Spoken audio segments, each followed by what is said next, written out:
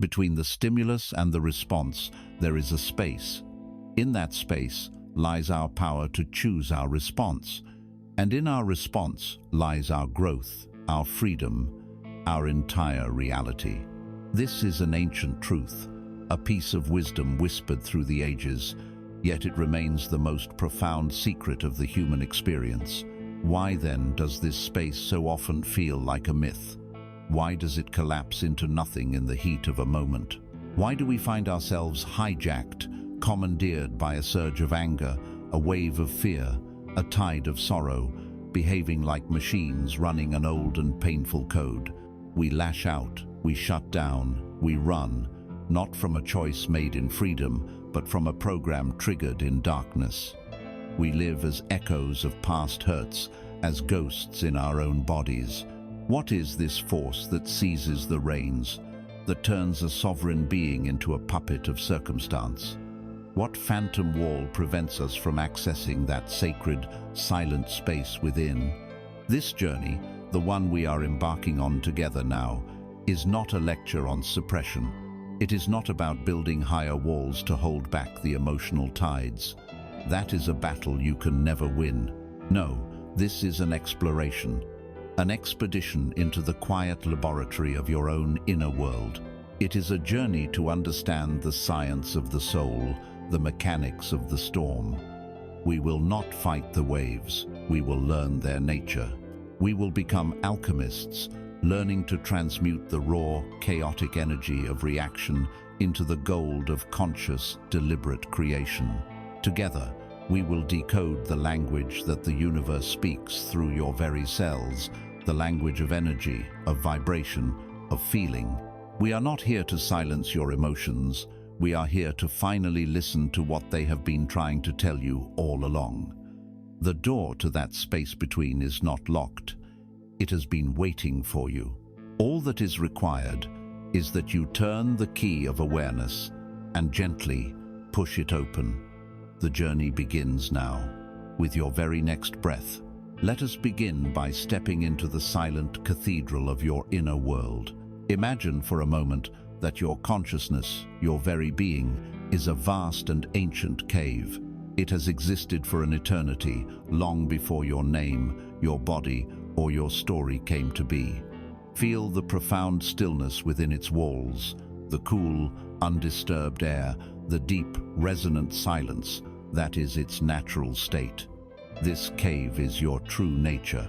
It is immense, it is peaceful, it is unchangeable. Now, imagine a sound from the outside world penetrates the entrance of your cave. It could be a sharp word from another person, a memory that suddenly surfaces, the sight of something that unsettles you. This sound, this stimulus, enters the quiet space. It strikes the far wall, and instantly, a powerful echo is born. This echo is what you have been taught to call an emotion. If the sound was harsh, the echo is anger, a booming, shattering reverberation that seems to shake the very foundations of the rock. If the sound was one of loss, the echo is sadness, a low, mournful hum that fills every crevice with a heavy vibration. If the sound was a threat, the echo is fear, a high-pitched, frantic ringing that ricochets chaotically from wall to wall. Here lies the great misunderstanding, the foundational error that has caused a lifetime of suffering. You have been taught to believe that you are the echo. When the reverberation of anger sounds, your mind immediately proclaims, "I am angry." When the vibration of sorrow hums, your thoughts declare, "I am sad." You fuse your identity, the vast, silent, eternal cave of your being, with the temporary, fleeting, and noisy phenomenon of the echo. You collapse the entirety of your existence into a mere vibration. Think of how this feels. When you believe you are the anger, you are consumed by it. You become the noise. There is no space left for peace, no room for clarity. The walls of the cave seem to be closing in because you have forgotten that you are the walls and have instead identified with the sound bouncing between them. You are lost in the storm of your own acoustics. The echo distorts your perception of the cave itself. It makes the space feel small, dangerous, and oppressive. But it is an illusion, an auditory trick played on the senses of the soul. The first, most profound step in this entire journey of self-mastery is to correct this fundamental error of perception. It is to perform a simple, yet world-altering act of separation. You must gently, patiently, teach yourself the truth. You are not the echo, you are the cave. You are the vast, silent, and aware space in which the echo is allowed to happen. The echo of anger can scream and crash against your walls, but it cannot crack the stone. The echo of sadness can fill your space with its low hum, but it cannot change the nature of the space. The echo of fear can ricochet wildly, but the cave itself remains unmoved, unshaken, in perfect stillness. The echo is an event. You are the space where the event occurs. It is not personal. It is physics. It is the acoustics of consciousness. Let this sink into you, not as an intellectual concept, but as a felt reality. Your emotions, no matter how powerful, how overwhelming, are transient events passing through you. They are energy in motion, emotion. They are not you. They are visitors, messengers, clouds passing through the vast sky of your awareness. The sky does not become the cloud. The cave does not become the echo. Let us try to feel this now. Bring to mind a recent moment where you felt a distinct emotion. Choose something manageable, not a cataclysm. A flicker of irritation, a pang of disappointment, a wave of anxiety. Do not focus on the story behind it, the who, what, or why. The story is just the description of the initial sound. We are interested only in the echo itself. Close your eyes if you feel comfortable, and turn your attention inward. Where in your body did you feel that echo? Where does it live as a physical sensation? Is the irritation a tightness in your jaw, a heat in your chest? Is the disappointment a hollow feeling in your stomach, a weight on your shoulders? Is the anxiety a fluttering in your solar plexus, a coldness in your hands? Do not name it. Do not judge it. Simply observe it as pure sensation. Approach it with the curiosity of a scientist discovering a new form of energy. Notice its texture. Is it sharp or dull? Is it vibrating or still? Does it have a temperature? Does it have a color? You are now disengaging from the mental story. I am annoyed because he said that, and you are engaging with the raw physical data of the emotion. There is a sensation of contracting heat in my neck and shoulders. In this moment of pure observation, you are no longer the echo. You have stepped back and become the cave, the silent witness to the vibration. You are creating that sacred space we spoke of. You are separating yourself from the phenomenon, and in doing so, you are reclaiming your identity as the container, not the contained. Stay with this sensation. Breathe into it. Imagine your breath, like a gentle breeze, flowing into the area of your body where the energy is concentrated. Do not try to force it away. Do not try to destroy the echo.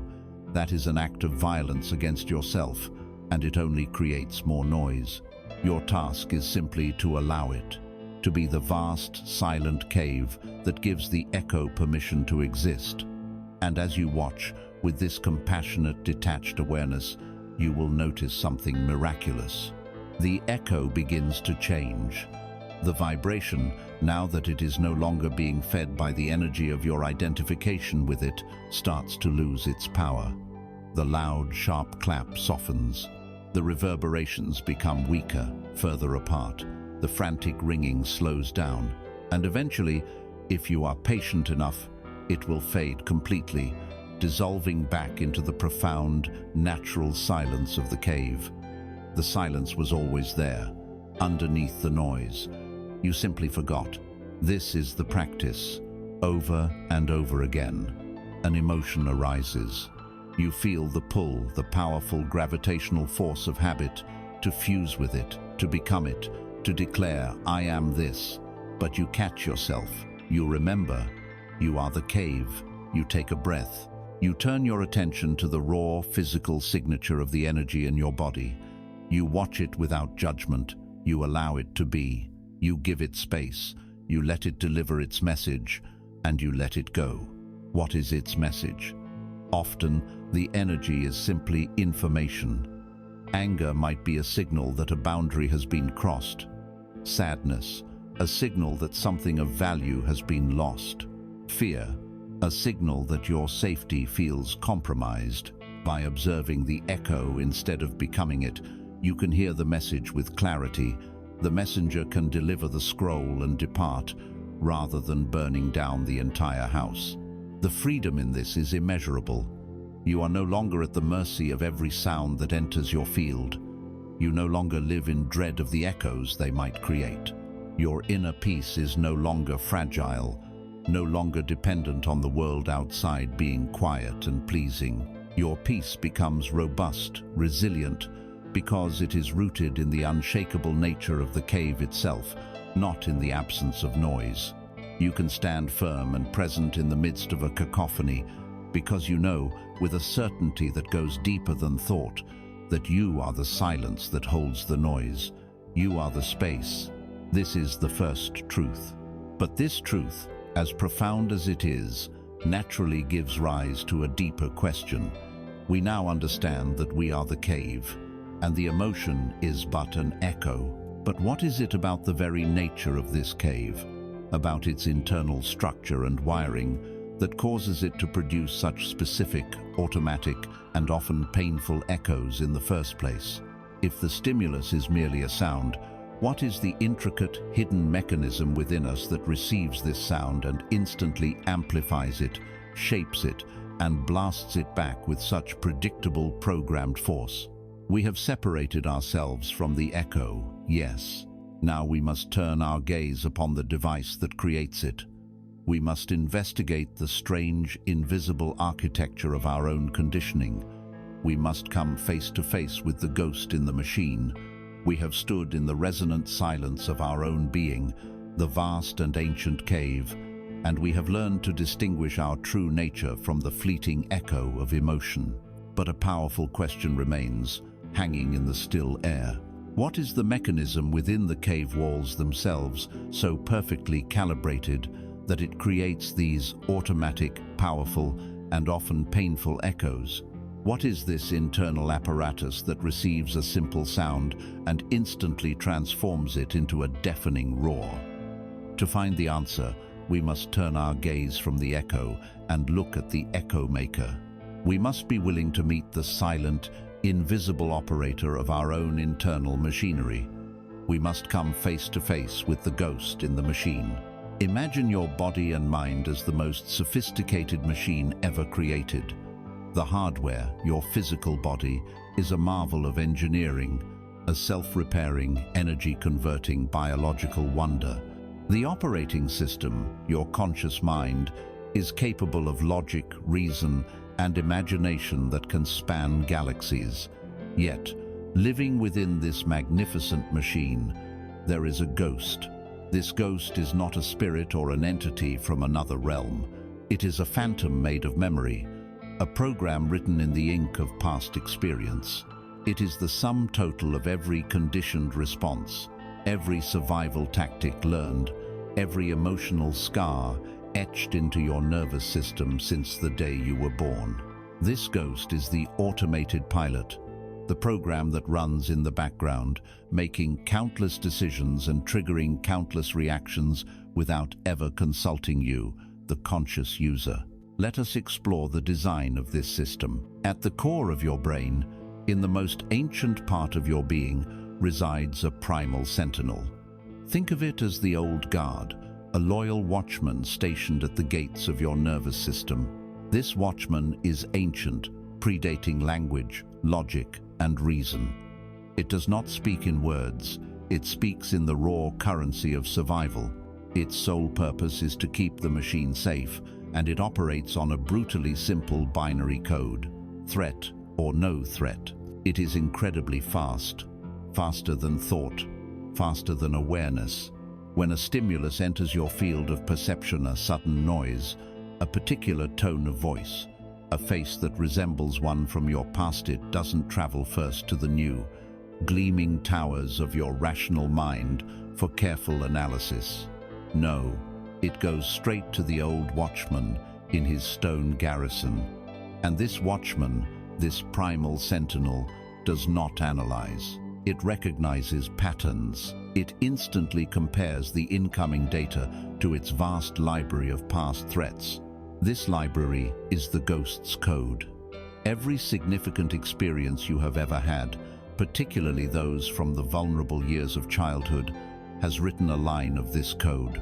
That time you were shamed by a teacher for speaking up.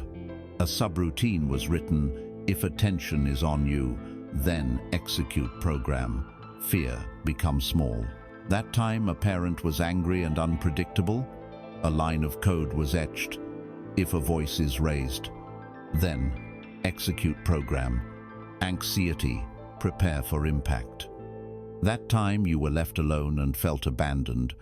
A program was installed: if someone pulls away, then execute program. Panic, cling tighter. These programs were not written in thought. They were written in the body, in the language of cortisol and adrenaline, of clenched muscles and a racing heart. They were, at the time they were written, brilliant survival strategies. To the child, becoming small and quiet was the safest option. To the child, preparing for impact was the most intelligent response. The ghost was born not of malice, but of a desperate, primal need to protect the machine. Now, see the ghost in action in your present life. You are an adult, sitting in a meeting.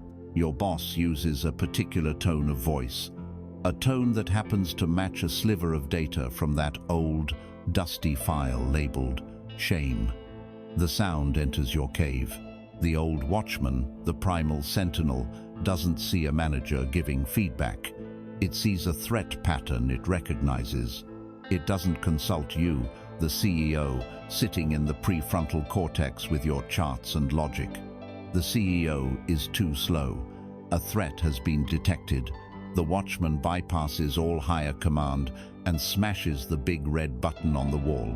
The ghost takes the controls. Instantly, the program runs. The chemical factories in your body flood your system with stress hormones. Your heart rate accelerates. Blood drains from your rational brain and rushes to your limbs, preparing you to fight or flee. Your throat tightens. Your mind goes blank. You have been hijacked. You are no longer a conscious adult in a meeting. You are a terrified child in a classroom, running an old survival program. You have become the ghost in your own machine. Do you see the tragic innocence in this? When you react impulsively, when you are swamped by an emotion that seems disproportionate to the situation, you are not weak, you are not broken, you are not out of control. You are, in fact, operating with breathtaking efficiency. You are running a piece of software that was once state-of-the-art, a masterpiece of survival engineering.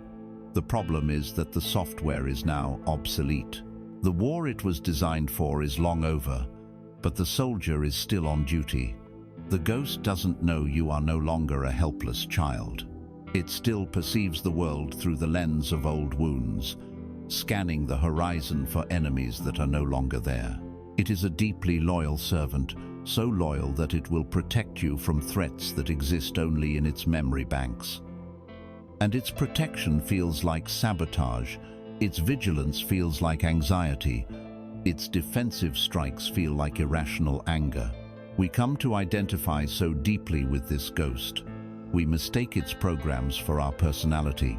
We say, "I am an anxious person," or "I just have a quick temper." These are not statements of essential truth. They are merely descriptions of the software that the ghost runs most frequently. You are not your anger. You are the being who is witnessing a program of anger run on your hardware. This is a revolutionary distinction. Your personality is not a stone tablet, fixed and unchangeable. It is a living document, a set of programs that can be brought into the light of awareness, examined, and, with patience and compassion, rewritten. How do we do this? How do we, the conscious user, access the source code? The practice we began in the last chapter is the key. When you turn your attention inward and notice the raw sensation of the emotion in your body, the heat in your face, the knot in your stomach, you are doing something extraordinary. You are catching the ghost in the act. You are observing its program as it runs. In that moment of observation, you are no longer the program. You have separated from it. You have become the programmer, looking at a line of code on a screen. You cannot debug a program while it is running hidden in the background.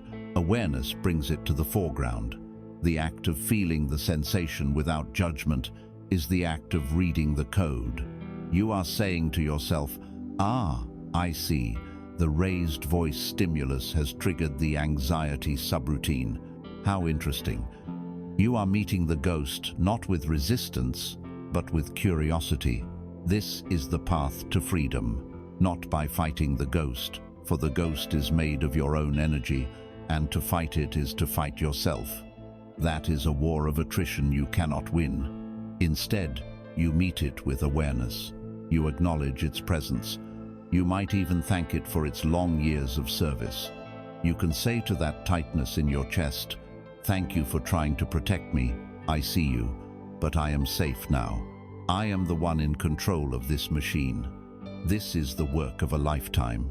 It is the patient process of updating your own internal software, one line of code at a time, one conscious response at a time. It is about gently and lovingly escorting the loyal ghost into retirement. But the ghost has one last powerful trick to keep itself in charge. Its primary function, when it seizes the controls, is to create an overwhelming, all-consuming sense of crisis. It screams into your consciousness that this moment, this threat, is everything. It must be dealt with now. It manufactures an artificial state of emergency, a distortion of time and importance that makes thoughtful response impossible. It creates a tunnel, and at the end of that tunnel is only the perceived threat. Everything else, your values, your wisdom, your long-term goals vanishes from view. This manufactured crisis is the ghost's most effective weapon for keeping you a prisoner in your own machine. And it is this weapon, this false and powerful feeling of immediacy, that we must now turn to face. We must examine the deep and subtle power of the tyranny of the urgent. We have met the ghost in the machine, the loyal but misguided phantom of our past conditioning, the automated pilot that seizes the controls in a blink of an eye. We have seen how it runs its ancient programs, hijacking the sophisticated hardware of our bodies. But to truly grasp its power, to understand why we feel so utterly helpless in its grip, we must examine its masterpiece of illusion, its most potent and paralyzing weapon. This weapon is the creation of a false and crushing sense of emergency. It is the subtle, pervasive, and absolute power of the tyranny of the urgent. Let us return to our inner world. In a state of calm, your perception is like a panoramic vista. You stand on a high overlook, and you can see the entire landscape of your life. You see the past stretching behind you, the future unfolding ahead, the complex terrain of the present moment with all its nuances, colors, and possibilities. Your vision is wide, your perspective is balanced. But the instant the ghost pulls the alarm, the instant the old sentinel cries threat, this entire panoramic view collapses. It is as if, in a flash, a pair of powerful, heavy binoculars have been slammed against your eyes, and they are locked into a single, terrifying focus. All you can see is the threat, magnified 100 times, filling your entire field of vision. The beautiful, expansive landscape has vanished. There is only the magnified danger, distorted and monstrously close. This is the tunnel of reaction. This is the tyranny of the urgent. Within this narrow tunnel, your reality is profoundly altered. First, your perception of time is warped.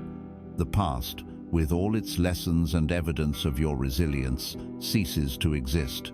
The future, with all its hope and potential for resolution, evaporates. There is only the suffocating, eternal now of the crisis. The ghost's frantic message is that this moment is all there is and all there ever will be. A difficult conversation is not a temporary challenge. It is a final judgment. A moment of anxiety is not a passing cloud. It is the permanent weather of your soul.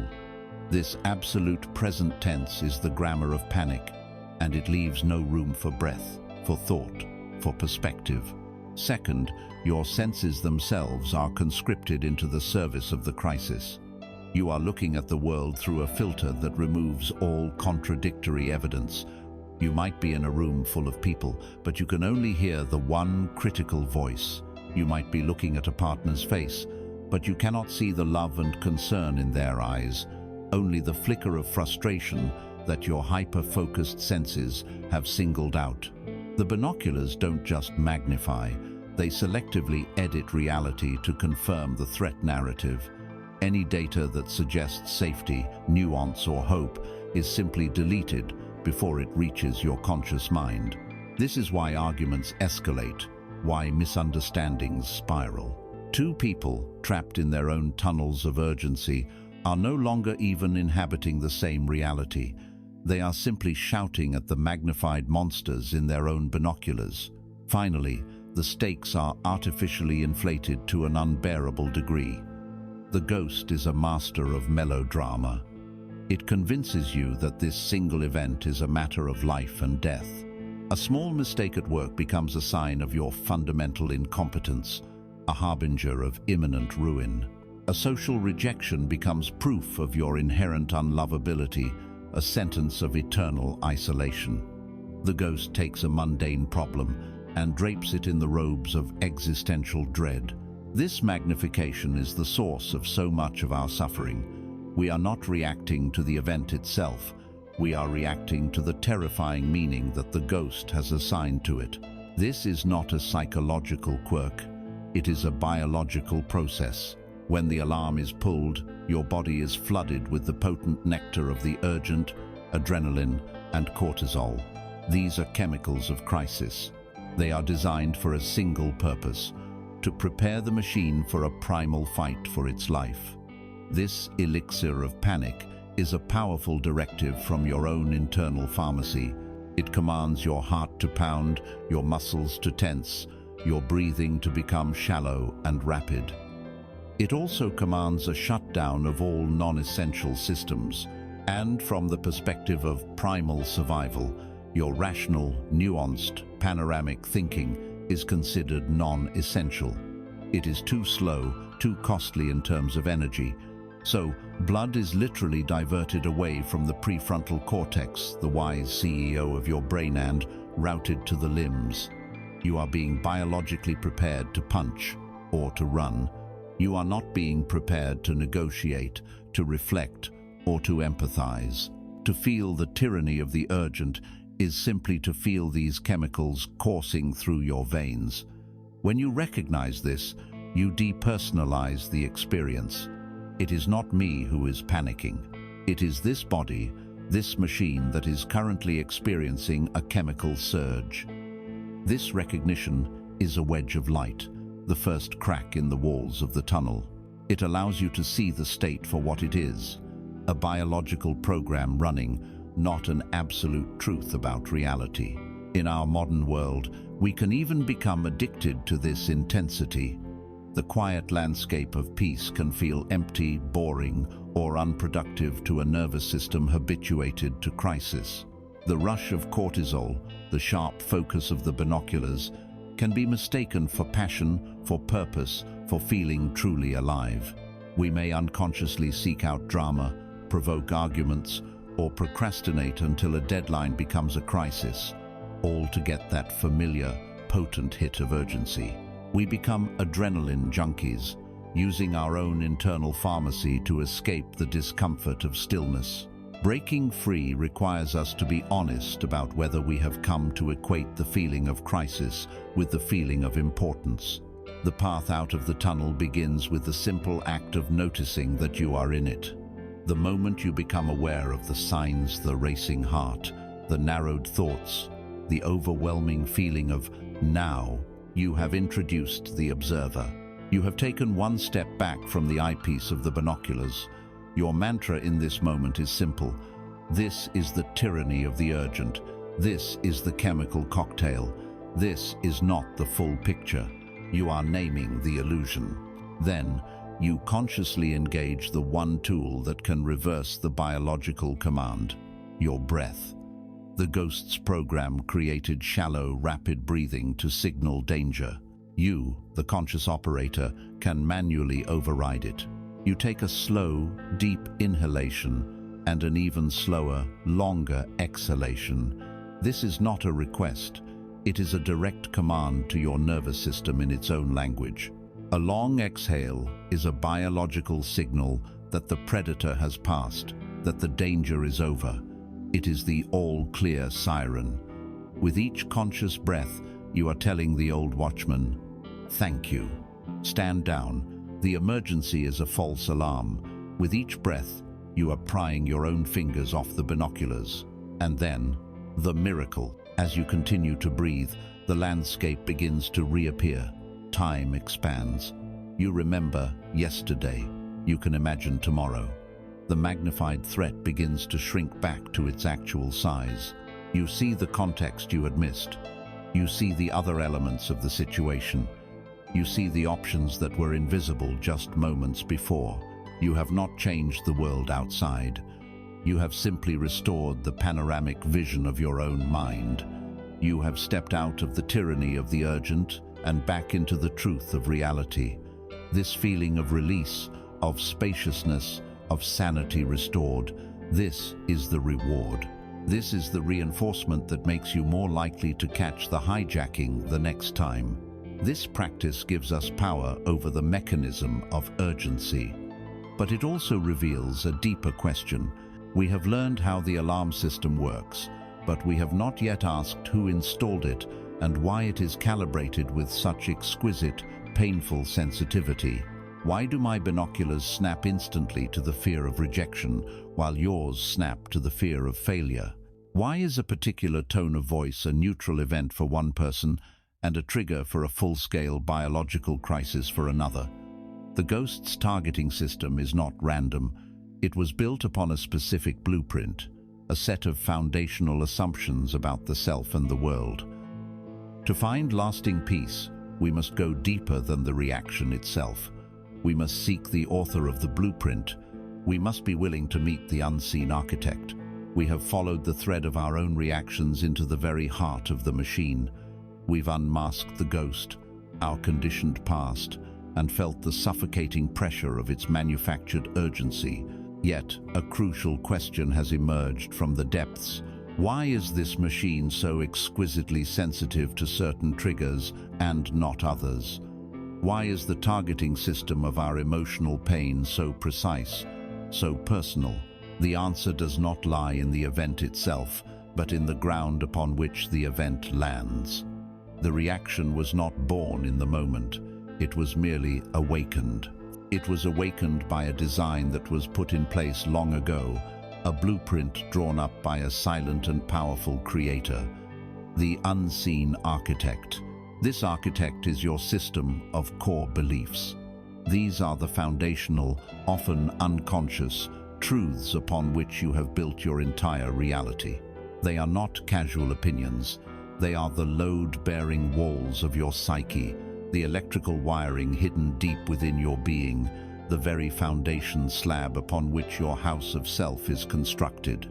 We live inside this house for so long, we forget it was ever designed. We mistake the creaks in the floorboards and the drafts from the windows as immutable facts of reality, forgetting that they are merely the consequences of a specific blueprint. The events of your life are merely visitors to this house. Some ring the doorbell quietly, some knock loudly, some rattle the windows. But the house's reaction, the blaring alarm, the shuddering walls, the flickering lights is determined not by the visitor, but by the way the house was built. Our life's project has been to frantically manage the visitors, trying to shush them, to please them, to lock them out, when the real work was always to go down to the basement, and look at the original plans. Let us dare to look at these plans now. They are usually simple, powerful statements that begin with, "I am," or "the world is." Let us examine the three great cornerstones of suffering laid by the unseen architect. First, there is the belief of unworthiness. It whispers, "I am not good enough. I am flawed. I am lacking. I am inherently unlovable." When this is a foundational wall of your house, any criticism from the outside is no longer just a visitor with an opinion. It is a seismic event. It is the world holding up a mirror to the terrible secret you've always suspected was true. The intense emotional reaction, the shame, the anger, the despair is the sound of that foundational wall groaning under the strain, threatening to collapse.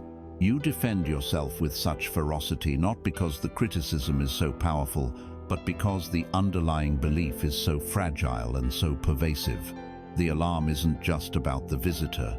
It's about the fear of the entire house coming down. Second, there is the cornerstone of scarcity and danger. This blueprint declares, "The world is an unsafe place. There is not enough to go around. I must be vigilant. I must compete. I must hoard." If your house is built on this foundation, it is not a home. It is a fortress. Every window is barred.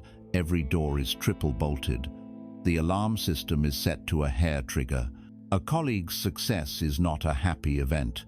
It is a sign that there is less for you. An unexpected bill is not a problem to be solved. It is a sign of impending doom. The ghost in this machine is a hyper-vigilant security guard, seeing potential intruders in every shadow.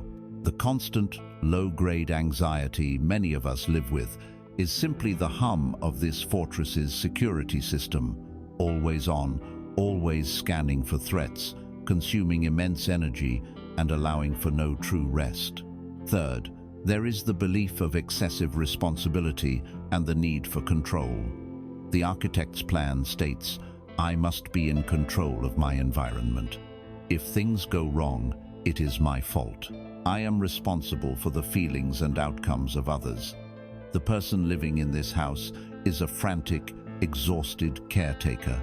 They are constantly checking the locks, forecasting the weather, trying to manage the moods of every visitor, believing that if they can just arrange everything perfectly, the house will be safe and quiet. When an unexpected event occurs, a plan is cancelled, someone is upset, a mistake is made, the reaction is not one of simple disappointment, but of deep personal failure. It is a crisis of identity because the architect's prime directive has been violated. The feeling of being overwhelmed is the natural state of the person trying to single-handedly manage an entire universe of unpredictable visitors. We were not born with these blueprints. We were handed them. A child does not conclude they are flawed in a vacuum. They build that belief from the raw materials of their environment. The parent who was too busy or too critical, the teacher who shamed them, the culture that prized one type of person over another. A child does not decide the world is unsafe on their own. They absorb that fear from the anxieties of their caregivers or from early experiences that overwhelmed their capacity to cope. These beliefs were the brilliant, creative conclusions of a child trying to make sense of a confusing world. They were a simple map drawn to navigate a complex and sometimes painful territory. The profound tragedy is that we are still living in a vast and intricate adult world, using this crumpled, hand-drawn map from our childhood.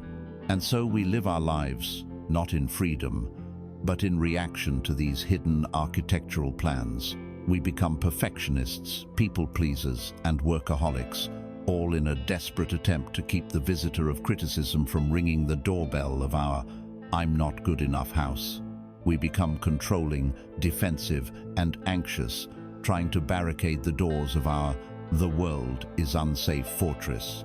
We exhaust ourselves, carrying the weight of the world on our shoulders, because we believe the blueprint that says it is all our responsibility. We are not solving our problems. We are merely managing the symptoms of a flawed design.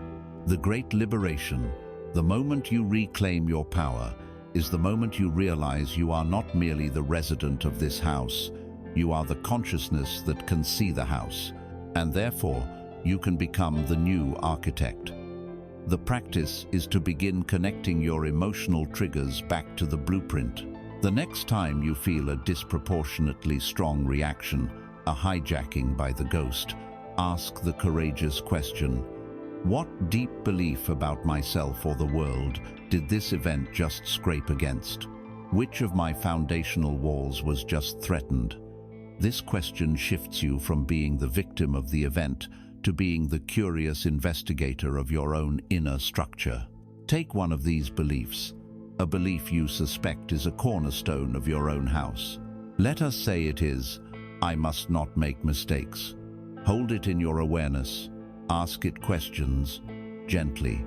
Is it 100% true that you must never make mistakes? Can you find a single instance in your life where you made a mistake and the world did not end? Who would you be without this belief? What would it feel like to walk through your day with the belief, mistakes are a part of learning and growth? You are not trying to attack the belief with a sledgehammer. You are simply shining the light of gentle inquiry upon it. You are introducing doubt. You are showing the old architect that its rigid, fearful designs are no longer the only option. You are creating hairline cracks in the old, crumbling foundation, making space for something new to be built. With this, our diagnosis is complete. We have journeyed inward and seen the entire chain of command of our own suffering. We have seen the core belief, the blueprint drawn by the unseen architect. We have seen how this blueprint informs the programming of the ghost in the machine. We have seen how the ghost uses the tyranny of the urgent to hijack our perception. And we have seen how all of this results in the painful echo of emotion that we mistake for our true self. We are no longer blind victims of this process. We are empowered observers, holding the map of our own inner mechanism in our hands. And this profound understanding brings us to the precipice of real change. It leads us directly to the point of power, the single most potent moment for intervention in this entire sequence. We arrive at the threshold of the solution, at the sacred, silent, pregnant space where we can choose a different path. We arrive at the sacred pause. We have journeyed deep into the architecture of our own reactions.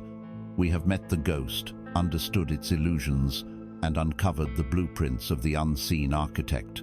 We now hold a complete map of the internal process that leads from a dormant belief to a painful, impulsive action. With this map in hand, we are no longer lost travelers. We are empowered observers, and we stand now at the most critical juncture on this entire map, the single point where all paths converge, the threshold of the solution itself. We arrive at the place where true freedom is born. We arrive at the sacred pause. This pause is not an absence. It is not a void. It is the most potent and creative space in the entire universe of your being. In the automatic, unthinking reaction, there is only one path, one predetermined outcome, a future that is merely a repetition of the past. But in the space of a single, conscious pause, 1,000 futures become possible. It is the moment when time itself seems to bend, offering you a choice. It is the moment the universe holds its breath, waiting to see which reality you will call into existence. It is the birthplace of your free will. Imagine your capacity for emotion, thought, and action is a vast and powerful symphony orchestra.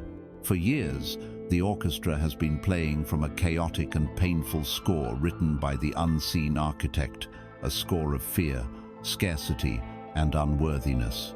The ghost in the machine has been the frantic, undisciplined musician who launches into this score at the slightest provocation, creating a deafening cacophony. The sacred pause is the moment when you, the true conductor, finally step onto the podium. As you raise your baton of awareness, a miraculous silence falls over the entire orchestra. The screeching violins of anxiety, the booming drums of anger, the mournful cellos of sadness all fall silent. Every musician, every potential action and emotion has their eyes fixed on you, waiting.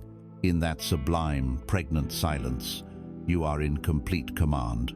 You can choose to tap the podium and launch the orchestra into the same old, painful symphony of reaction. Or you can choose a new score, one of compassion, of clarity, of wisdom. You can even choose to let the silence itself be the music. The ultimate power is not in the sound the orchestra makes. It is in the authority of the conductor to command the silence from which all sound is born. The tyranny of the urgent, the ghost's master illusion, works by collapsing time. It creates an intense, suffocating now that feels eternal. The sacred pause is a holy rebellion against this tyranny. It is the deliberate insertion of 1 second of eternity into the rushing, frantic stream of reactive time. This 1 second, when claimed consciously, does not feel like a second at all. It can stretch to feel like a minute, an hour, a lifetime, because it is a moment wrested from the ghost's control.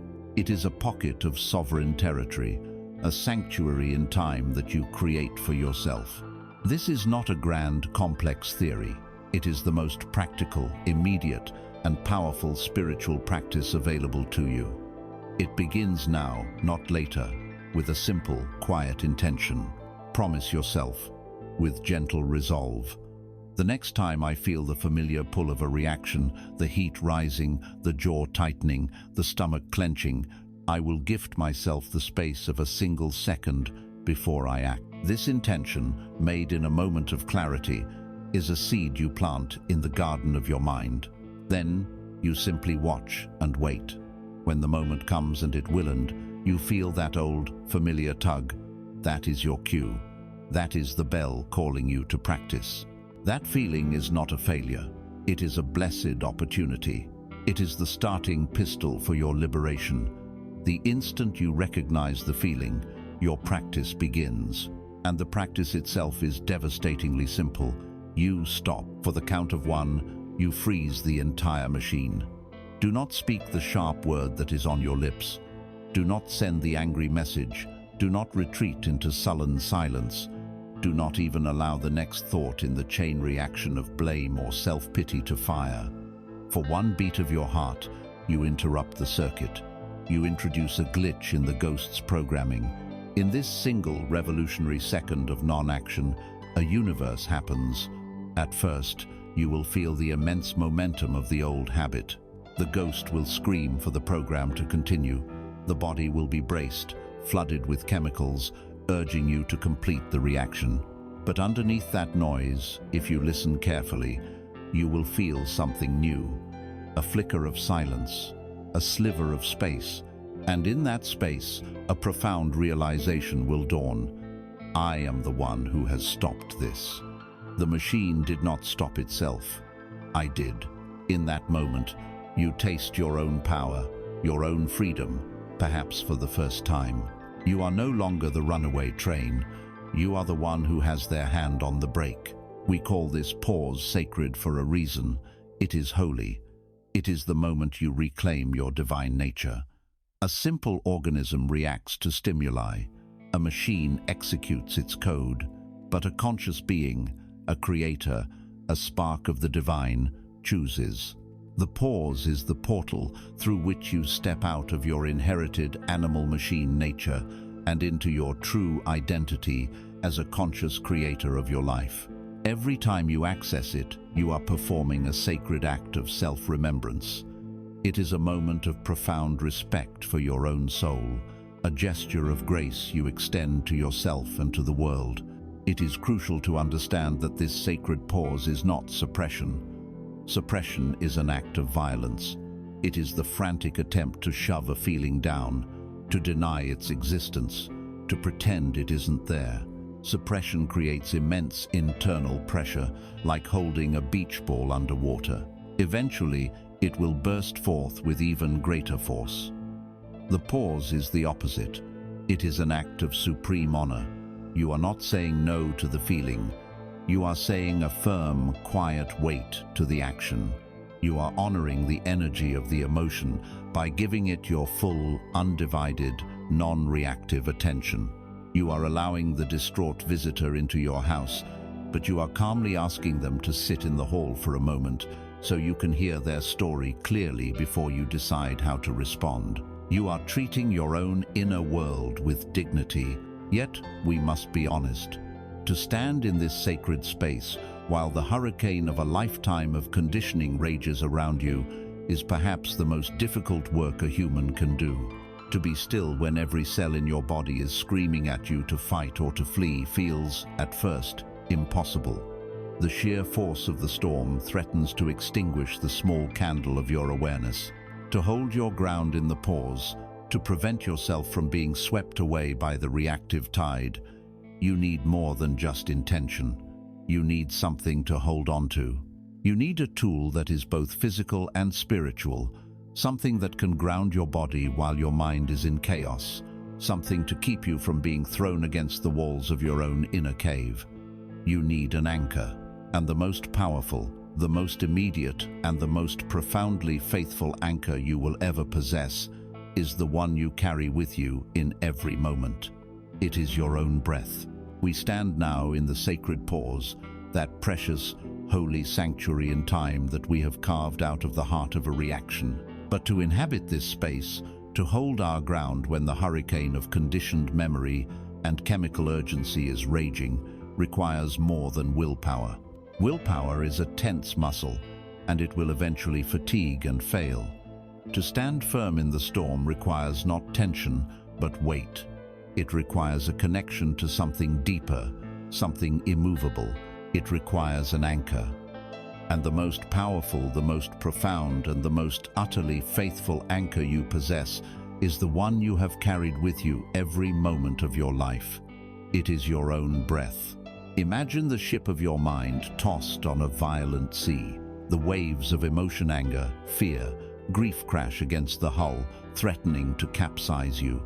The fierce winds of triggering thoughts howl through the rigging, tearing at the sails of your resolve. You are adrift, spun about, at the mercy of the storm, with the jagged rocks of impulsive action looming perilously close on one side, and the vast, featureless ocean of depressive rumination on the other. To be lost in a reaction is to be lost in this storm.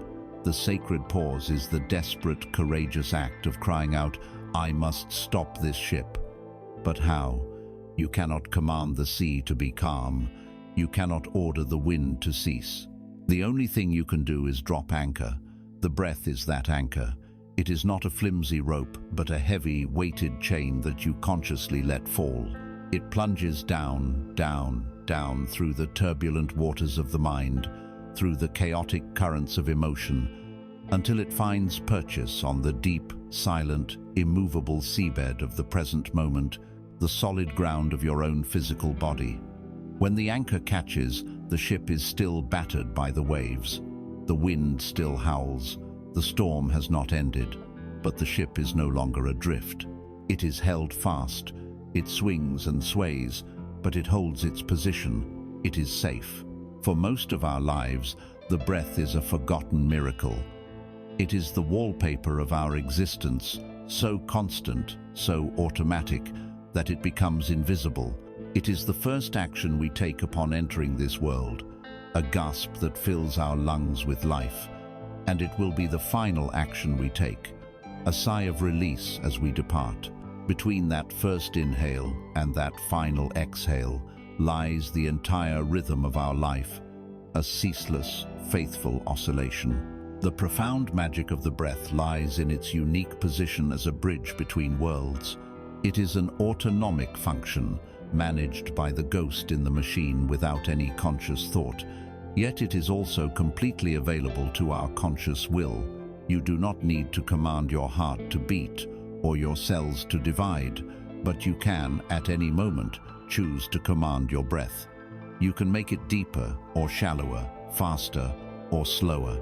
In this simple, accessible act, you are taking hold of a primary control lever for your entire biological and psychological state. It is the master key left in the ignition of the machine, waiting for the conscious driver to notice it and take the wheel. To connect with your breath is to connect with the fundamental pulse of life itself, to turn away from the noise of the story in your head and to tune into the undeniable physical truth of your own aliveness, right here, right now. Let us explore the science of this anchor, not through the cold lens of a textbook, but through the felt experience of our own inner world. Your nervous system has two primary modes, two internal songs it can play. The first mode, the sympathetic nervous system, is the song of the storm. Its instrument is the breath of reaction, a shallow, rapid, clavicular breath that comes from high in the chest. Each one of these quick, panicked sips of air is a message sent directly to the primal watchman in your brain. A message that screams, the threat is real, the danger is now, faster, more urgent. This breath does not just accompany the feeling of panic, it creates and sustains it. It is a self-perpetuating feedback loop of crisis.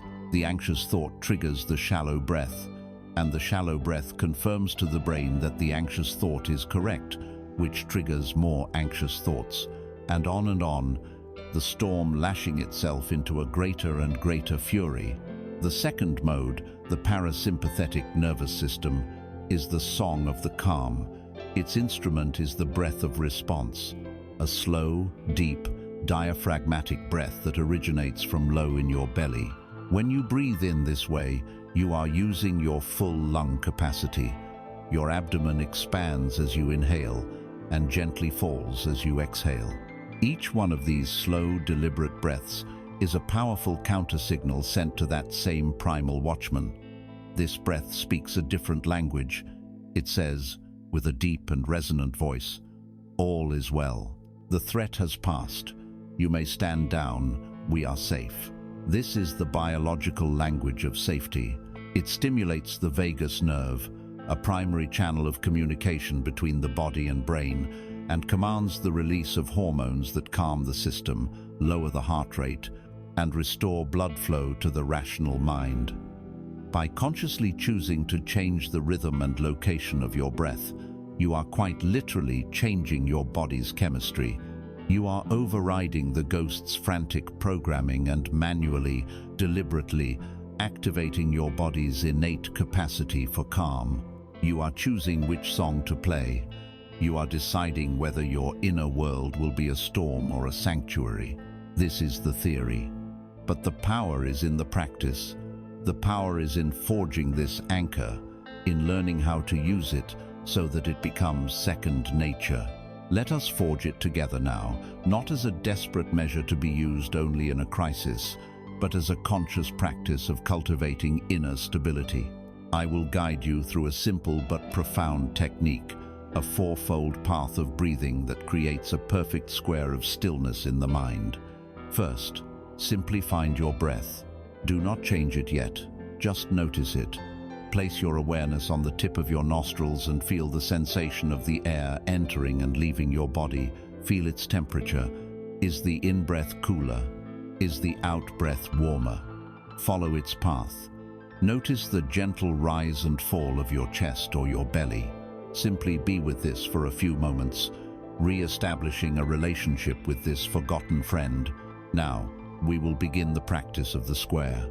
We will inhale for a count of 4, hold the breath in for a count of 4, exhale for a count of 4, and hold the breath out for a count of 4. Each side of this square has a sacred purpose. Let us begin. Let go of the air in your lungs. And now, the first side of the square, the inhalation. Breathe in slowly through your nose for a count of 1, 2, 3, 4. As you do this, feel that you are not just taking in air, you are consciously receiving. You are drawing in calm, drawing in space, drawing in life force. Feel your belly expand. You are making room for peace inside of you. It is an active gesture of welcoming stillness into the temple of your body. Now, the second side, the pause at the top.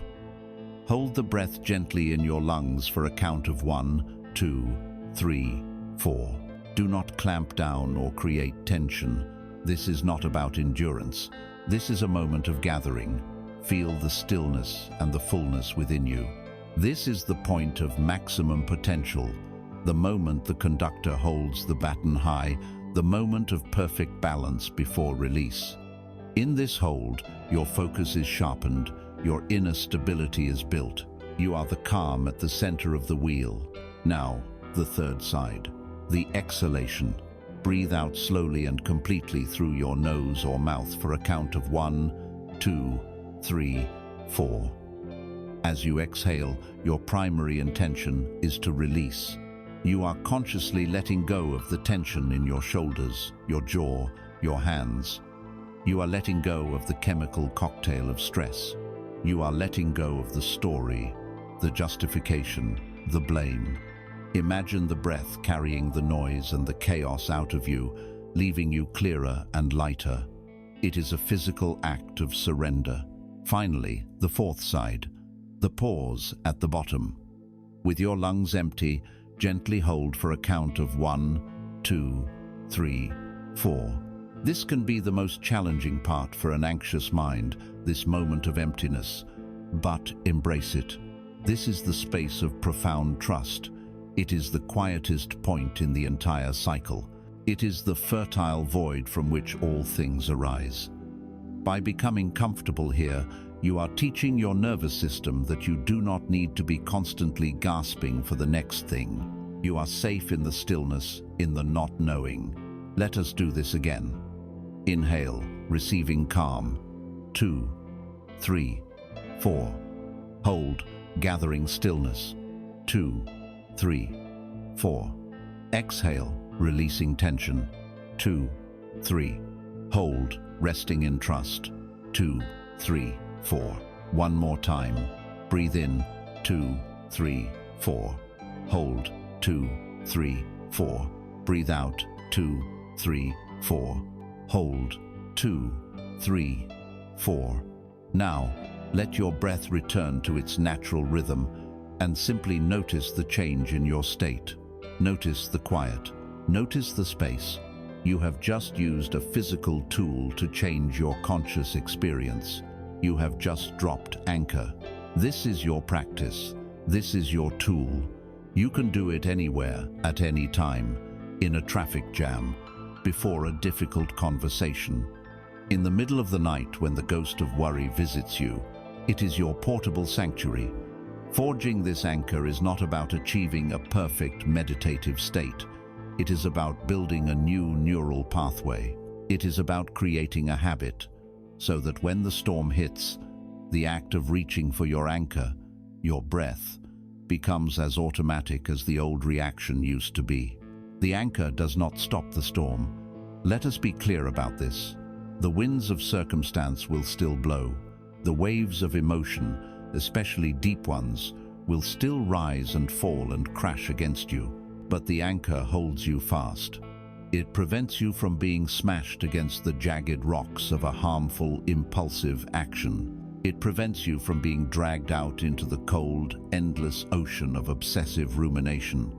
It holds you in the painful, beautiful, authentic reality of the present moment, and it allows you to endure the storm without being destroyed by it. The anchor gives you stability, and from this newfound stability, something remarkable becomes possible. When you are no longer frantically running around on the deck of your ship, terrified of capsizing, you can finally stand still. You can plant your feet firmly. You can look out at the storm, and for the first time, you can truly see it. You can observe its power, its patterns, its nature, without being utterly consumed by the fear it provokes. From this stable, anchored platform, you are now ready to cultivate a new kind of vision, a new way of seeing your own inner world. You are ready to stop being the sailor in the storm and to become the silent, all-seeing watcher on the hill. The ship of your mind is now anchored, held fast by the steady, rhythmic weight of your own breath. It no longer pitches and yaws at the mercy of the emotional sea. The frantic activity on deck has ceased. The terror of capsizing has subsided. For the first time, perhaps, you can stand firmly on a stable platform, even as the storm continues to rage around you. From this place of newfound stability, you are ready to cultivate a new kind of vision. You are ready to stop being the terrified sailor tossed about by the waves and to begin the ascent. It is time to leave the chaotic, churning waters of the immediate experience and climb the high ground of your own consciousness. It is time to become the watcher on the hill. Imagine that your inner world, your entire stream of consciousness, is a vast valley, and in this valley, a relentless battle is being fought. There are two great armies clashing on the valley floor. The first army is the army of your thoughts. See them as soldiers, marching in endless formations. There are scouts, the fleeting, random thoughts that dart in and out of your awareness. There are heavily armored infantry, the obsessive, repeating thoughts and core beliefs that march with heavy, predictable steps, forming the solid lines of your worldview. There are archers, firing silent, piercing arrows of self-criticism, judgment, and doubt. This army is never still. It is constantly moving, planning, strategizing, clashing with itself, creating a ceaseless clamor and kicking up the dust of confusion. The second great army is the army of your emotions and physical sensations. This army is not made of soldiers, but of the very atmosphere and terrain of the battlefield itself. A surge of anger is like a wildfire sweeping across the dry grass, consuming everything in its path. A wave of sadness is a thick, cold fog that rolls in, obscuring the landscape and muffling all sound. A jolt of anxiety is a violent tremor that shakes the very ground beneath the soldier's feet, making all footing uncertain. These two armies are locked in a chaotic dance. The charging thought soldiers stir up the emotional weather, and the volatile weather, in turn, fuels the desperation and fury of the soldiers. It is a war of self against self, fought in the valley of your mind, and as long as you believe you are one of the soldiers on the field, your life will be one of endless, exhausting conflict. The practice of becoming the watcher is the practice of realizing that you are not, and have never been, a soldier in that valley. Your true identity is the silent, spacious, conscious awareness that is witnessing the entire battle. You are the watcher, standing on a high, quiet hill, far above the fray. From this vantage point, your perception is transformed. The noise of the battle fades to a distant murmur. The chaos resolves into observable patterns. You can see the whole sweep of the valley, the movement of the armies, the shifting of the weather, all at once. This watcher, this silent, observing self, has always been here. It has been patiently waiting behind the smoke and the fog of the battle, obscured but ever present. Cultivating it is not an act of creation, but an act of remembrance. Let us understand the nature of this watcher. First, the watcher is utterly impartial. It does not choose a side. It does not wave a banner for positive thoughts and hiss at negative thoughts. It sees that both are part of the same army of transient mental events. It does not try to suppress the fog of sadness or extinguish the fire of anger. It simply notes their presence, their texture, their temperature, with a calm, dispassionate interest. The watcher's allegiance is not to a particular outcome in the battle, but to the truth of the whole, unfolding spectacle. It knows that peace is not found when one army finally vanquishes the other, but only when you withdraw your energy from the battle altogether. Second, the watcher is silent. It does not add a second layer of commentary on top of the battle. When a soldier of self-criticism appears on the field, the watcher does not send in another soldier to fight it, one that says, "I shouldn't be so hard on myself." This is just adding more soldiers to the war. The watcher simply sees the soldier of self-criticism, acknowledges its presence, and lets it be. Its language is not thought, but pure, mirror-like awareness. It does not judge the battle, it simply reflects it perfectly. Finally, the watcher is spacious and unchanging. It is the vast blue sky of awareness, and the armies of thoughts and emotions are merely clouds passing through it. The sky is never harmed by the darkest storm cloud. It is never stained by the fiercest lightning. The clouds appear within the sky, have their moment of drama, and then dissipate, leaving the sky in its original pristine state. The armies in your valley will rage and then subside. The soldiers will grow weary and retreat. The emotional weather will shift. But the watcher on the hill, the sky of your being, remains constant, serene, and untouched. To identify with the watcher is to anchor your sense of self in this eternal, peaceful spaciousness, rather than in the fleeting, chaotic drama of the clouds. How then do we climb this hill and assume our rightful place as the watcher? We use our anchor, the breath, as the starting point. Settle your awareness on the physical sensation of your breathing. Once the ship of your mind feels relatively stable, you can begin to widen your field of perception. You keep a part of your awareness on the anchor of the breath, but you gently allow your awareness to notice the activity on the valley floor. The core practice is one of simple, gentle labeling or noting. When you notice that your mind has produced a thought, you do not follow the thought. You do not analyze it or argue with it. You simply, gently, place a soft label on it in your mind. The label could be as simple as thinking. A memory of the past arises. Thinking. A plan for the future appears. Thinking. You are not concerned with the content of the thought, only with recognizing its form as a transient mental event.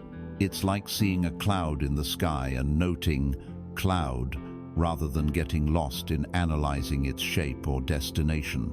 As you become more practiced, you can use more specific, yet still neutral, labels: planning, worrying, judging, remembering.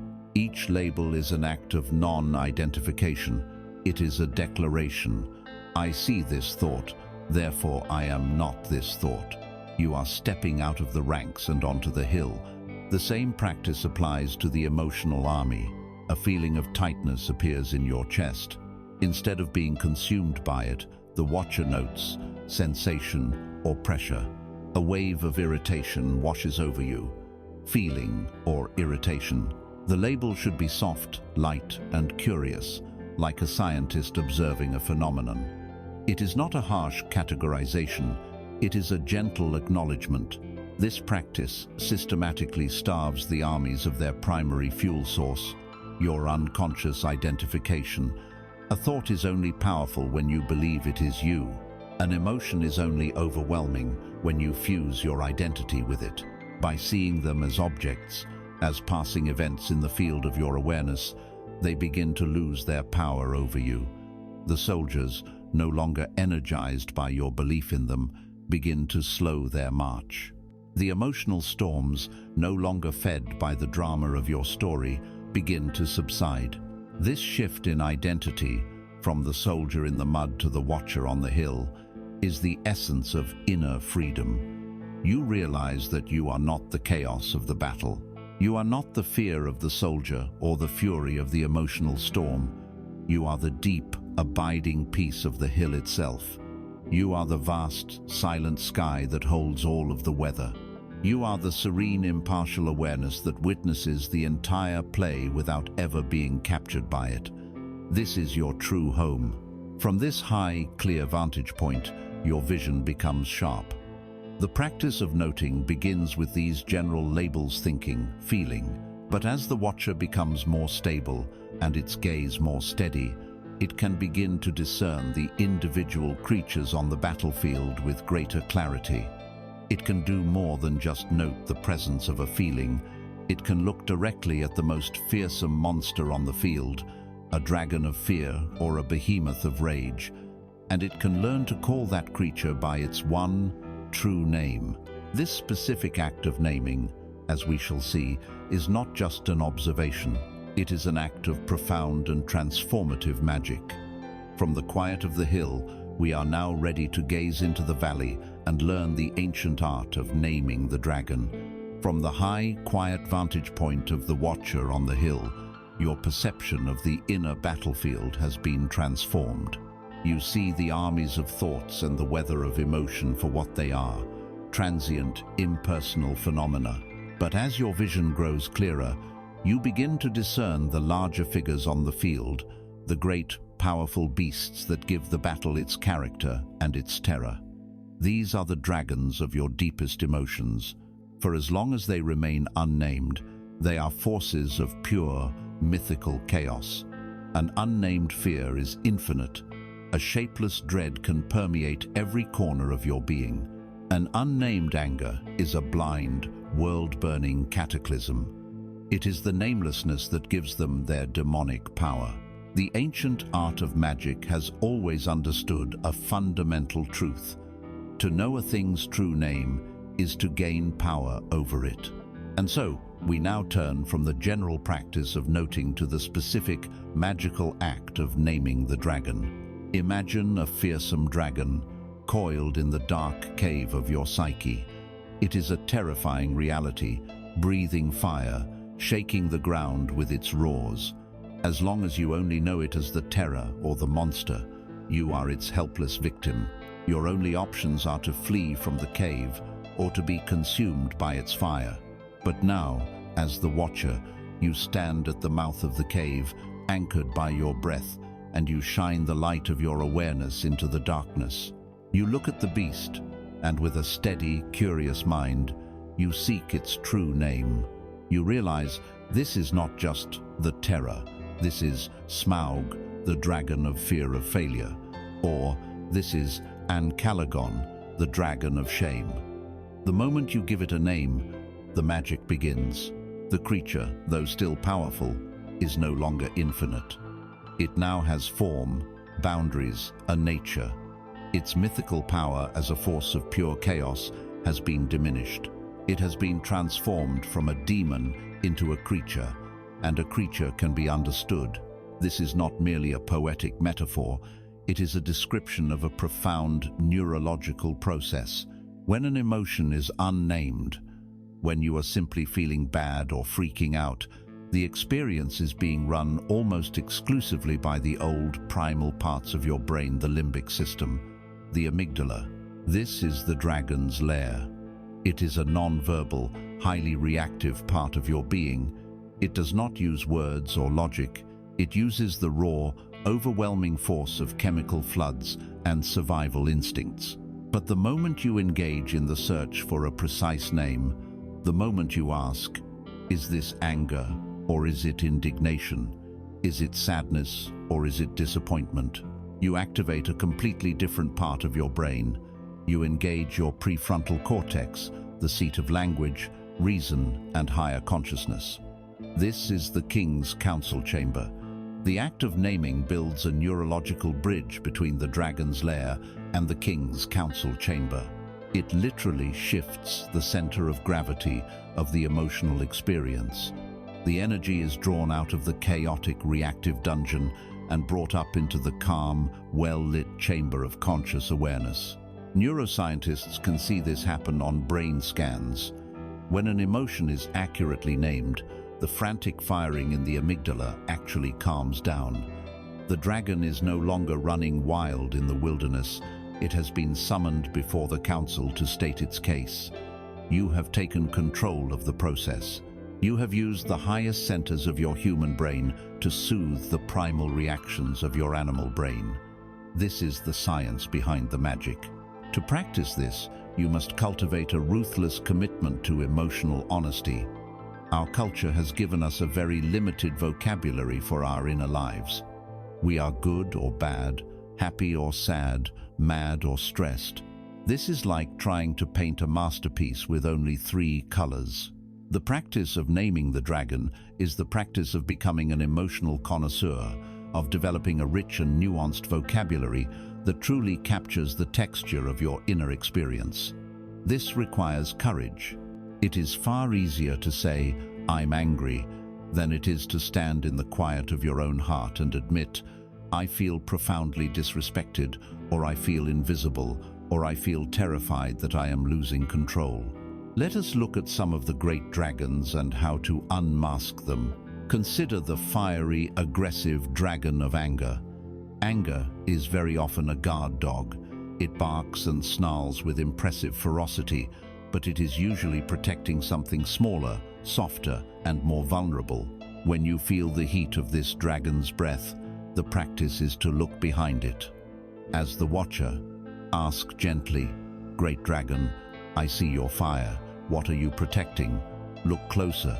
Is it the trembling dragon of hurt, wounded by a careless word? Is it the coiled dragon of fear, terrified that a boundary is about to be crossed? Is it the righteous dragon of injustice, crying out that a core value has been violated?" When you can say, "Ah, I see," the anger is the guard dog, but the real creature here is the feeling of being betrayed. The entire experience transforms. The fire of anger loses its fuel, and you can now tend to the actual wound. Consider the shapeless, cold dragon of anxiety. Anxiety is often a diffuse, free-floating dread about the future. It is a nameless fear, which is the most potent kind. The practice is to force it to take a name. Ask it, "What are you afraid of specifically?" Sit in the silence until an answer arises. "Ah, this is the fear of being judged in the presentation tomorrow." Name it. "This is Ignis, the dragon of public humiliation," or "This is the fear of not being able to pay my bills." Name it. "This is Fafnir, the dragon of financial insecurity."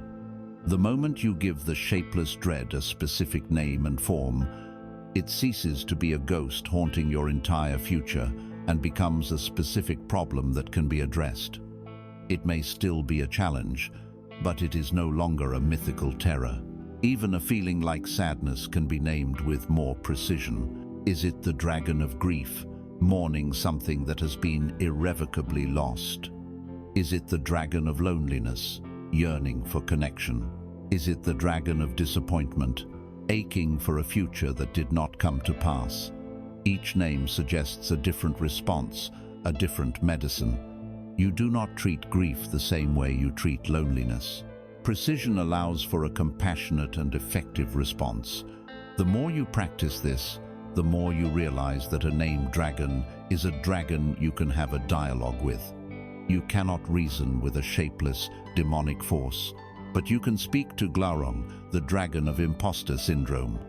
Once you have named it, you can begin a compassionate inquiry.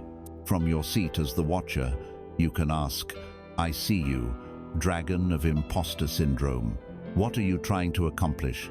What disaster are you trying to protect me from?" More often than not, you will find the dragon's intentions were originally protective. It is the ghost in the machine, running an old program to keep you safe. The dragon of imposter syndrome doesn't want to hurt you. It wants to protect you from the perceived shame of being found out, a fear likely installed in childhood. By understanding its motive, you can begin to relate to it not as an enemy to be slain, but as a misguided, powerful part of yourself that needs to be updated, reassured, and integrated. With this act of naming, you have completed your essential toolkit for inner freedom. You have the sacred pause to stop the runaway train. You have the breath as the anchor to hold you steady in the storm. You have the watcher on the hill to give you clear, impartial perspective. And now, you have the power of the name to look the most terrifying aspects of your experience in the eye, and through that compassionate, clear-seeing gaze, to tame them. You have fundamentally altered your relationship with your inner world. You are no longer the unconscious victim of the battle, but the wise and discerning sovereign of your own inner kingdom. This changes everything. The primary question of your life is no longer, "How do I survive my own reactions? How do I manage this inner chaos?" A new question, full of profound possibility, begins to emerge from the quiet. Now that you have this stability, this clarity, and this power to tame your own inner dragons, the question becomes, what do I wish to create? With my inner world no longer at war, what beautiful things shall I build, both within myself and in the world outside? You stand now at the threshold between two different modes of being. You are ready to leave the world of reaction behind and to step fully into the world of conscious creation. You now stand at the great turning point of your inner journey. You have stood on the Watcher's Hill and seen the battle. You have anchored yourself in the storm. You have learned to name the dragons. The question that once haunted you, how do I survive myself, has dissolved in the light of your own awareness. And from that quiet, a new question has been born. A question that rings with the resonant power of possibility.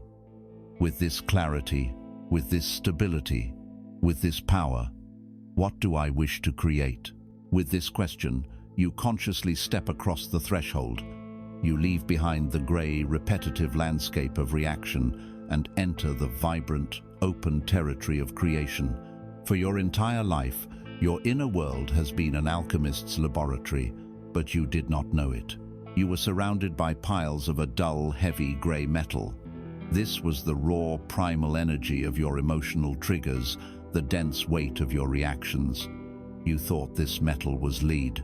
You believed it was worthless, a toxic byproduct of your flawed nature, a sign of your failure. You have spent years trying to hide it, to get rid of it, to curse its heavy, burdensome presence. Today, you awaken to the truth. That lead is not your curse. It is your treasure. It is the prima materia, the raw, unformed substance required for the great work. Every trigger, every surge of anger, every pang of fear, every wave of shame is a precious delivery of raw material to your laboratory. The universe is not punishing you with these experiences. It is gifting you with the very substance you need to create gold. Let us be clear about the difference between the old world of reaction and the new world of creation. Reaction is a function of the past. It is a closed, mechanical loop. A stimulus occurs. It activates the old blueprint of a past wound, and the ghost in the machine executes a predictable, pre-recorded program. The result is an echo of a past pain, a repetition of an old pattern. A reaction creates nothing new. It only serves to reinforce the prison walls of your conditioning, to deepen the well-worn grooves of your suffering. It is a process that consumes your life force and leaves you depleted and diminished, with nothing to show for it but another pile of worthless lead. Creation, which we will call a conscious response, is a function of the present moment. It is an open, alchemical process.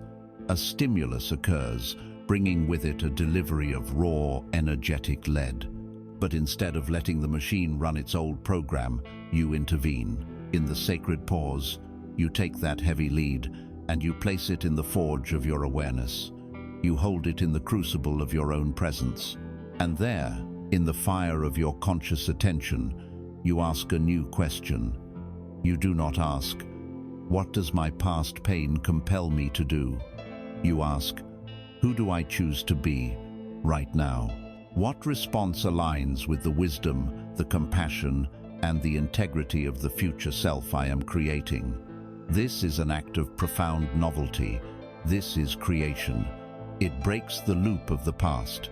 It dissolves the prison walls. It takes the energy that was once used for suffering and transforms it into the building blocks of a new reality. Let us walk through the great work, the sacred process of this alchemy, step by step. Imagine a visitor arrives at the door of your laboratory. A person offers you an undeserved, harsh criticism. Instantly, you feel the familiar, heavy thud of lead dropping into your system. It is the dense energy of shame, of injustice, of anger. The old, reactive machine instantly whirs to life, preparing its usual response, either to hurl the lead back in a fiery outburst or to be crushed under its weight in a heap of self-pity. But this time, you do not obey. You are the alchemist now. First, you receive the lead. You do not reject it or fear it. You acknowledge its presence. Ah, here it is, a delivery of raw energy. You take this dense, uncomfortable feeling, and you consciously carry it to your forge. Second, you fire the forge. The forge is the sacred pause you have learned to create. You hold the raw energy of the criticism within the crucible of this pause, and you apply the heat. The heat is your conscious, anchored breath. You breathe into the feeling. You surround the dense knot of shame or anger with the warm, oxygenating presence of your awareness. You do not act. You do not speak. You simply hold the raw material in the transformative fire of your attention. Third, the transmutation. As the lead heats up in the crucible of your awareness, it begins to soften, to lose its rigid, threatening shape. It begins to glow. In this state, you can finally see it clearly. You see the energy itself, separate from the story the ghost has attached to it. You see the blueprint it has activated. Perhaps the old "I am not good enough" foundation. Seeing all this from the Watcher's Hill, you now introduce the magical catalyst. You ask the question of creation: what would the highest version of myself do? What response would build integrity rather than create more conflict? What choice would honor my own truth without dishonoring the other person? The answer may come as a whisper. Perhaps the answer is compassionate silence, recognizing that the criticism comes from the other person's own pain. Perhaps it is a calm, clear statement of a boundary. I will not be spoken to in that way. Perhaps it is a curious, disarming question. That was a strong statement. Can you help me understand what's behind it for you? Perhaps it is the wisdom to find the 1% of the criticism that might be true and to discard the other 99% of projection. The specific response is less important than the place it comes from. It comes not from a compulsive program of the past, but from a free, conscious choice in the present. Fourth, the emergence of gold. This chosen response, born of awareness and integrity, is gold. It is a thing of beauty and immense value. In that moment, you have not just avoided a fight or a shame spiral. You have actively created self-respect. You have created inner peace. You have created a moment of true sovereign power. On a neurological level, you have just completed a new, positive circuit in your brain. You have weakened the old, reactive pathway and strengthened the new, creative one. Every time you perform this alchemy, you add another piece of gold to your inner treasury. Your sense of self-worth becomes based not on the approval of others, but on the undeniable, felt experience of your own alchemical power. This creation is not reserved for grand, dramatic moments. It is a moment-to-moment practice. Choosing to take a conscious breath instead of letting out an exasperated sigh at your children is alchemy. Choosing to put down your phone and truly listen to your partner, even when you are tired, is alchemy.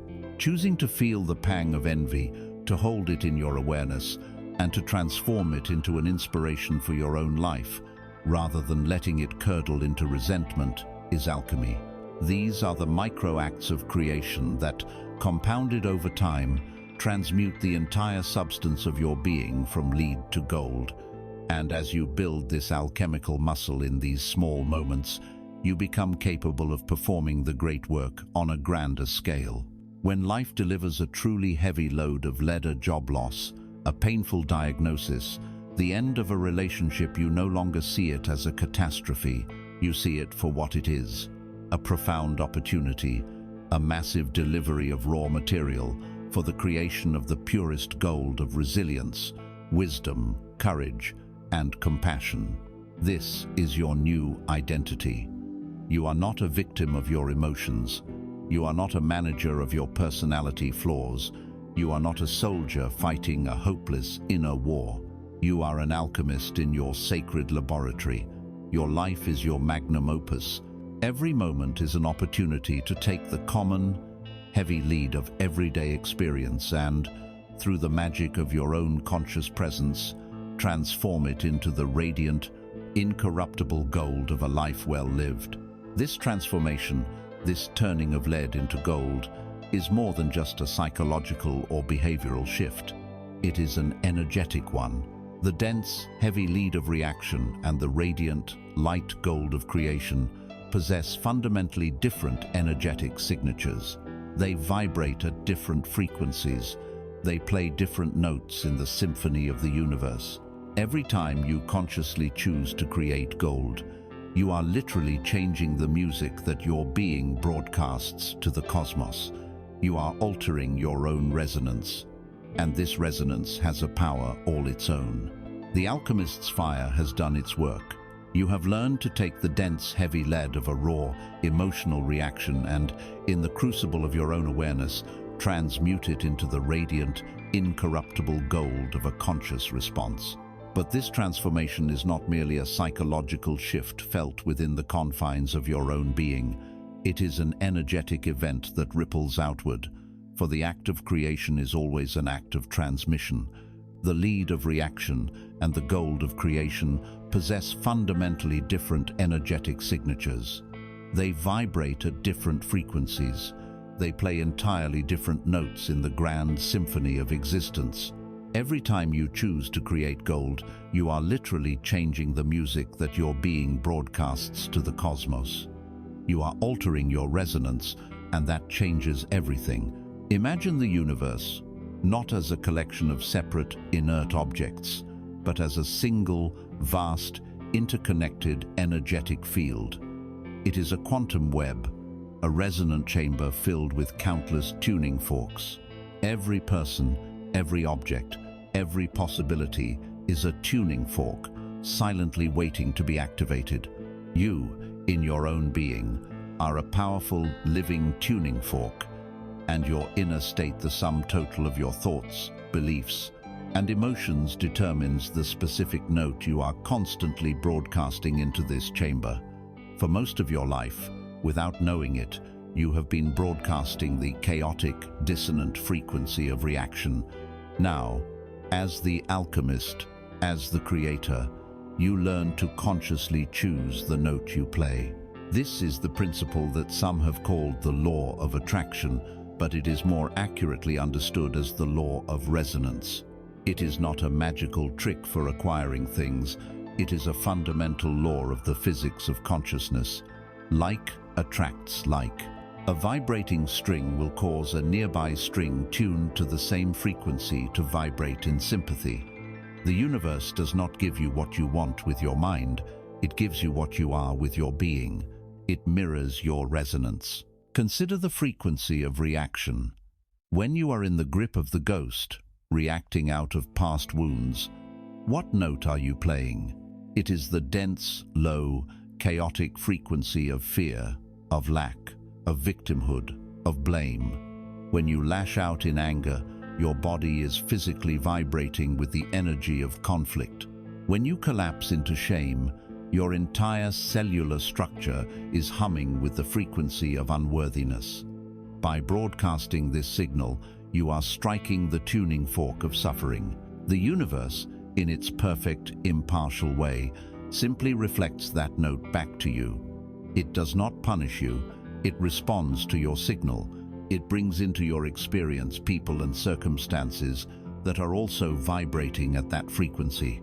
It presents you with more events that give you a reason to feel fear, more evidence that seems to confirm your lack, more people who will treat you like a victim. It is a perfect, closed feedback loop, a prison of resonance you unknowingly build around yourself. Now, consider the frequency of creation. When you stand in the sacred pause, anchor yourself with your breath, and consciously choose a response from a place of integrity and wisdom, you strike an entirely different tuning fork.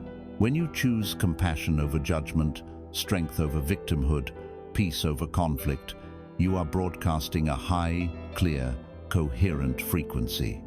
The physical state of your body changes. It is relaxed, yet strong. Your heart opens. Your mind is clear. This state of being is a vibration. It is the note of sovereignty. It is the music of gold. And as this clear note radiates from you, the law of resonance responds in kind. You begin to attract people who value integrity and peace. You notice opportunities for growth and connection that were invisible to you before. Circumstances begin to arrange themselves in ways that reflect your inner state of empowerment. The universe is not rewarding you, it is simply matching your frequency. You have changed the note you are playing, and the symphony around you must change to harmonize with it. Let us return to the laboratory with our example. A person criticizes you. The lead of that trigger drops into your system. In the old world, you react with defensive anger. In that moment, your entire being, your clenched jaw, your tense shoulders, your sharp tone of voice, the cortisol in your blood is physically vibrating with the note of conflict. You have struck that tuning fork. That frequency radiates from you. It agitates the energy field of the other person, likely provoking more anger from them. It makes other people in the room feel tense and uncomfortable. And for the rest of an hour or a day, you carry that dissonant hum within you, filtering your reality through it, looking for more evidence of conflict, more reasons to be angry. The note continues to echo back at you. But now, as the alchemist, you choose a different path. You take the lead of the criticism and place it in the forge of the sacred pause. You heat it with your breath. You choose a response of calm, compassionate boundary setting. In that moment of conscious choice, your body's state is completely different. Your shoulders are relaxed, your heart rate is steady, your voice is calm, your being is physically vibrating with the clear, high note of peaceful strength. You have struck a different tuning fork. This coherent energy radiates from you. It has a calming effect on the energy field around you. It may disarm the other person's anger. It will signal safety and integrity to others. Most importantly, it establishes the resonant key for your own being. You walk away from the encounter feeling centered and empowered, and your reality for the rest of the day will begin to harmonize with that note. You will notice moments of peace, opportunities for connection, and reasons to respect yourself. You have broadcast a new signal, and reality has no choice but to reflect it back to you. Realize this profound truth. The universe does not hear your wishes. It does not respond to the words you say if they are out of alignment with your state of being. The universe responds to your frequency. It feels the note you are actually playing on the instrument of your body, mind, and spirit. Your primary creative act, therefore, is to become a conscious custodian of your own resonance. The work is not to manipulate the outside world, but to meticulously, lovingly, and consciously manage your inner state. The practice becomes asking yourself, moment to moment, what note am I broadcasting right now? With this thought, am I striking the tuning fork of lack or of abundance? With this posture, am I playing the music of a victim or of a creator? With this attitude, am I vibrating with the frequency of lead or of gold? Your choices, then, are never small or isolated events. They are powerful transmissions of energy. They are the means by which you participate in the creation of your own reality. You are a living, breathing tuning fork, and with every conscious response, you choose the note that you will add to the universal symphony. This is your power. This is your birthright. This power is immense, and it demands an equally immense capacity for discernment. In the sacred pause, when you stand at the crossroads of choice, multiple paths lie before you. One leads to the low, dissonant frequency of reaction. Another leads to the high, clear frequency of creation. How do you know which is which? How do you reliably choose the path that will strike the golden note of your highest potential? The logical mind, the ghost in the machine, cannot be trusted to make this choice, for it is calibrated to the past.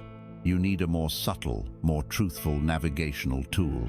You need an inner guidance system that is calibrated not to the ghosts of yesterday, but to the truth of your soul's becoming. You need a compass that always points toward your true north. You need the compass of intuition. You stand in the alchemist's workshop of the present moment, holding the power of creation in your hands. You understand that every conscious choice you make is an act of transmission, a note you strike that resonates through the fabric of the universe, shaping the reality that is reflected back to you. The power is immense. The potential is infinite. But with this power comes a profound and practical question. In the sacred pause, when you stand at the crossroads of choice with 100 different paths branching before you, how do you know which one to take? How do you discern which choice will strike the golden note of your soul's truth, and which is merely a more sophisticated, well-disguised reaction? The rational mind, for all its brilliance, cannot be your guide here. Its maps are drawn from the past. Its logic is tainted by the fears of the ghost in the machine. To navigate the uncharted waters of your becoming, you need a different kind of instrument, one that is calibrated not to where you have been, but to where you are truly going. You need a guidance system that operates beyond logic, beyond fear, beyond reason.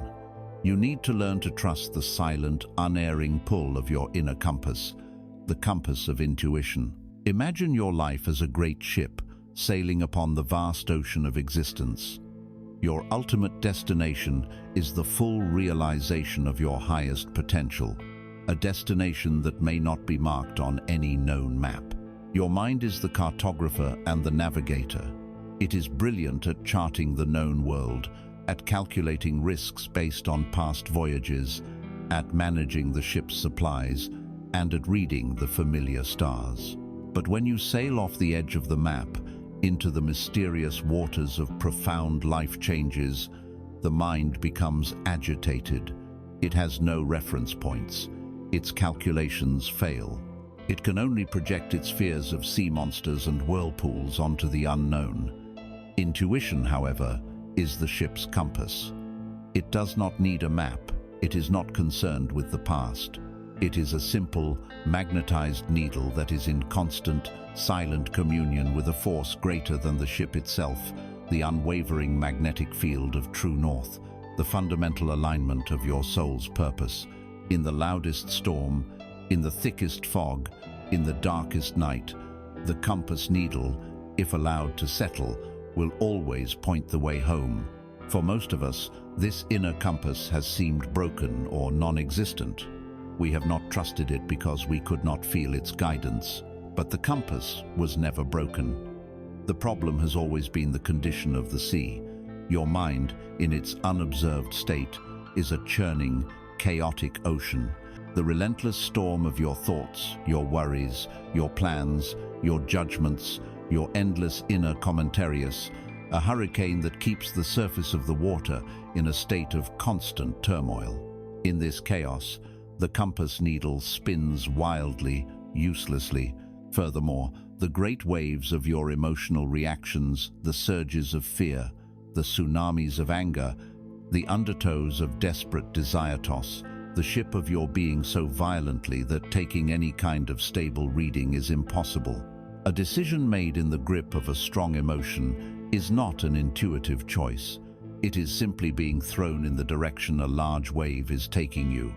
The compass is rendered useless by the storm. Our life's work and all the practices we have explored thus far have been about one thing: calming the waters so that the compass needle can finally settle.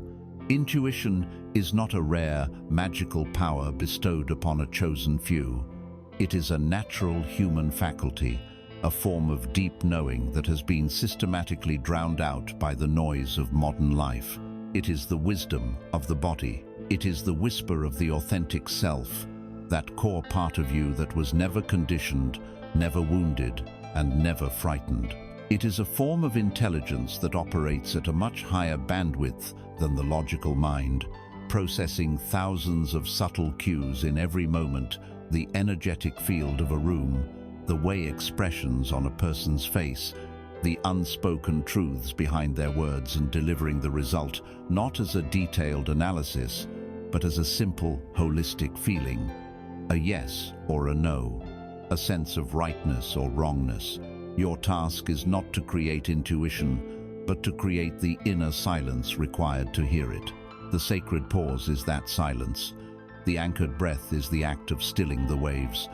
The watcher on the hill is the one who calmly waits for the compass to settle. In the quiet space you have learned to cultivate, you can begin to learn the language of your compass. It does not speak in paragraphs or spreadsheets. It speaks in the subtle, physical language of your own body. You must become a student of this language, learning to distinguish between the two primary signals your intuition sends you. The first signal is yes. An intuitive yes, an aligned choice, feels like expansion. It is a subtle but distinct physical sensation of opening. You may feel a warmth or a lightness in your chest or your solar plexus. You may feel a sudden sense of relief, as if a weight has been lifted. There might be a quiet, unforced energy, a feeling of flow, a sense of things clicking into place. Even if the choice is difficult, there is an underlying feeling of rightness, a sense that this is the correct path forward. It feels like a deep, gentle exhalation. The second signal is no. An intuitive no, a misaligned choice, feels like contraction. It is a physical sensation of closing or tightening. You might feel a knot in your stomach, a constriction in your throat, a subtle sense of dread or heaviness. There is a feeling of resistance, of swimming against a current. The mind might be listing all the logical reasons why you should do it, but the body is quietly, stubbornly, resisting. It feels like holding your breath, like a subtle bracing for impact. Learning to trust these two simple physical sensations over the loud, complex arguments of your mind is the very essence of living an intuitive life. The greatest challenge in this practice is learning to distinguish the quiet, neutral voice of intuition from the loud, urgent voice of fear. They can feel similar at first, as both can be signals to avoid something, but their energetic qualities are entirely different. The voice of fear is the voice of the ghost in the machine. It is almost always loud, frantic, and demanding. It shouts, it insists, it bullies, it creates a feeling of pressure and urgency. It loves to use the language of what if, painting catastrophic future scenarios.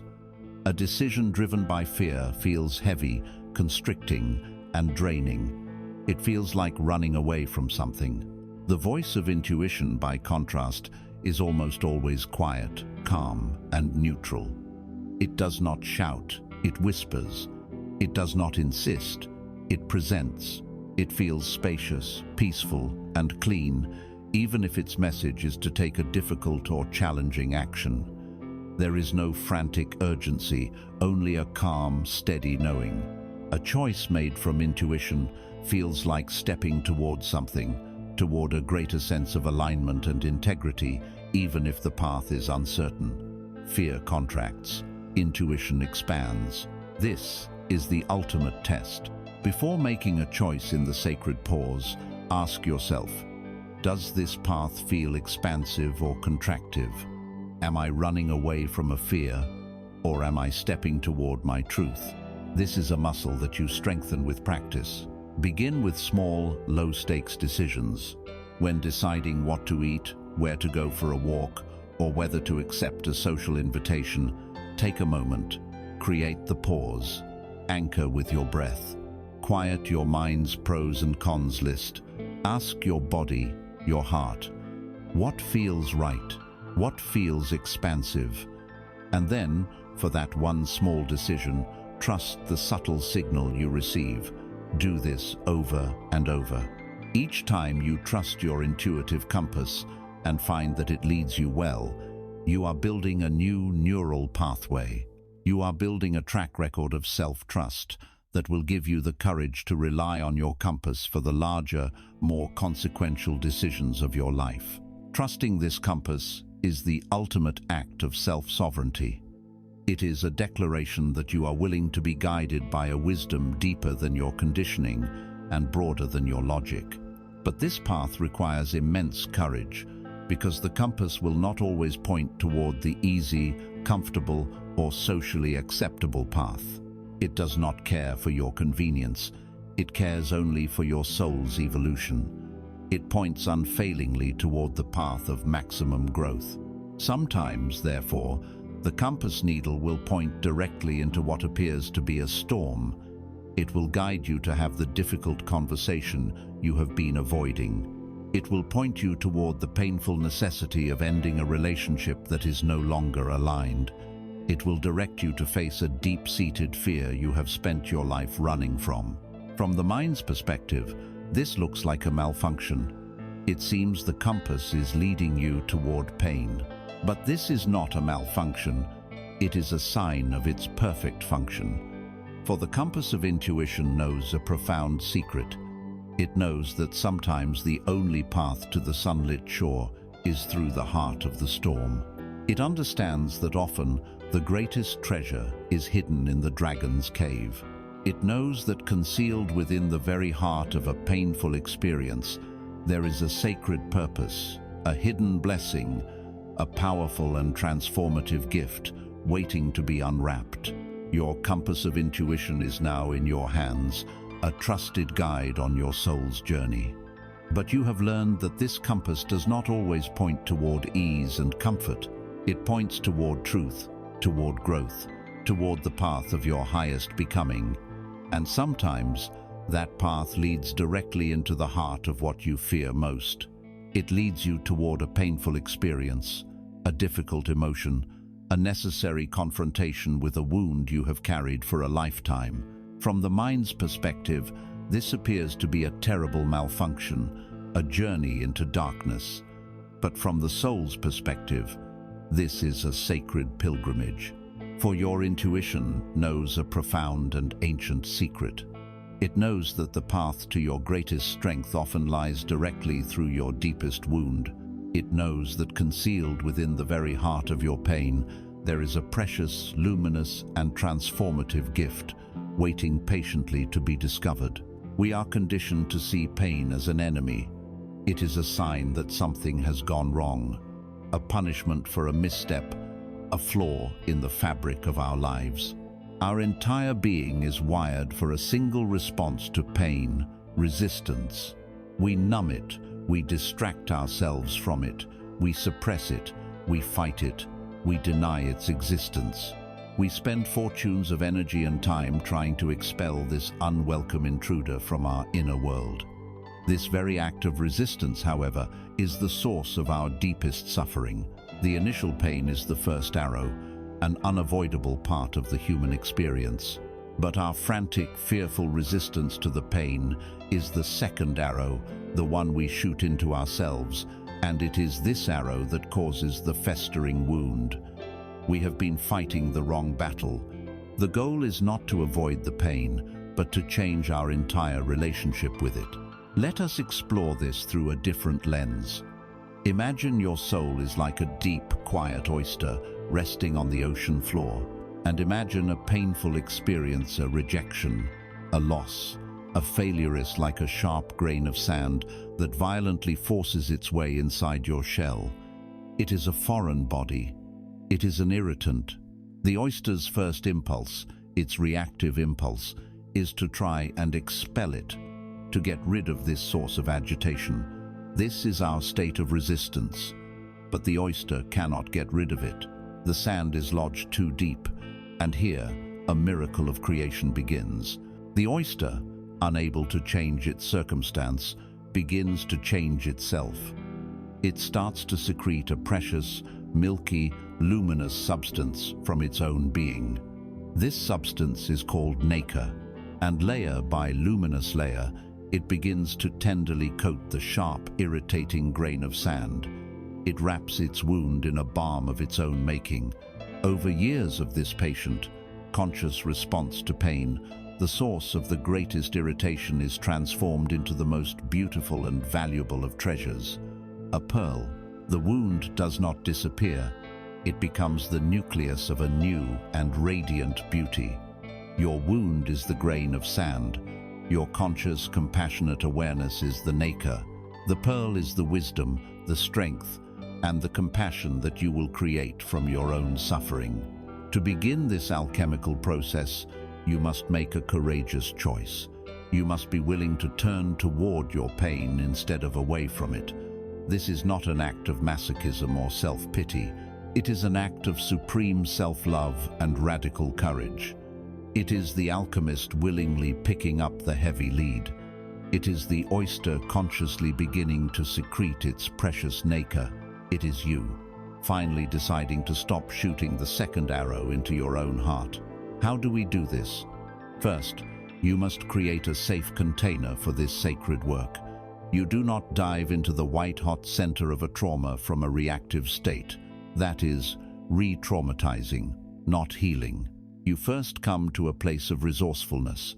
You anchor yourself with your breath. You find the stable, impartial high ground of the watcher on the hill.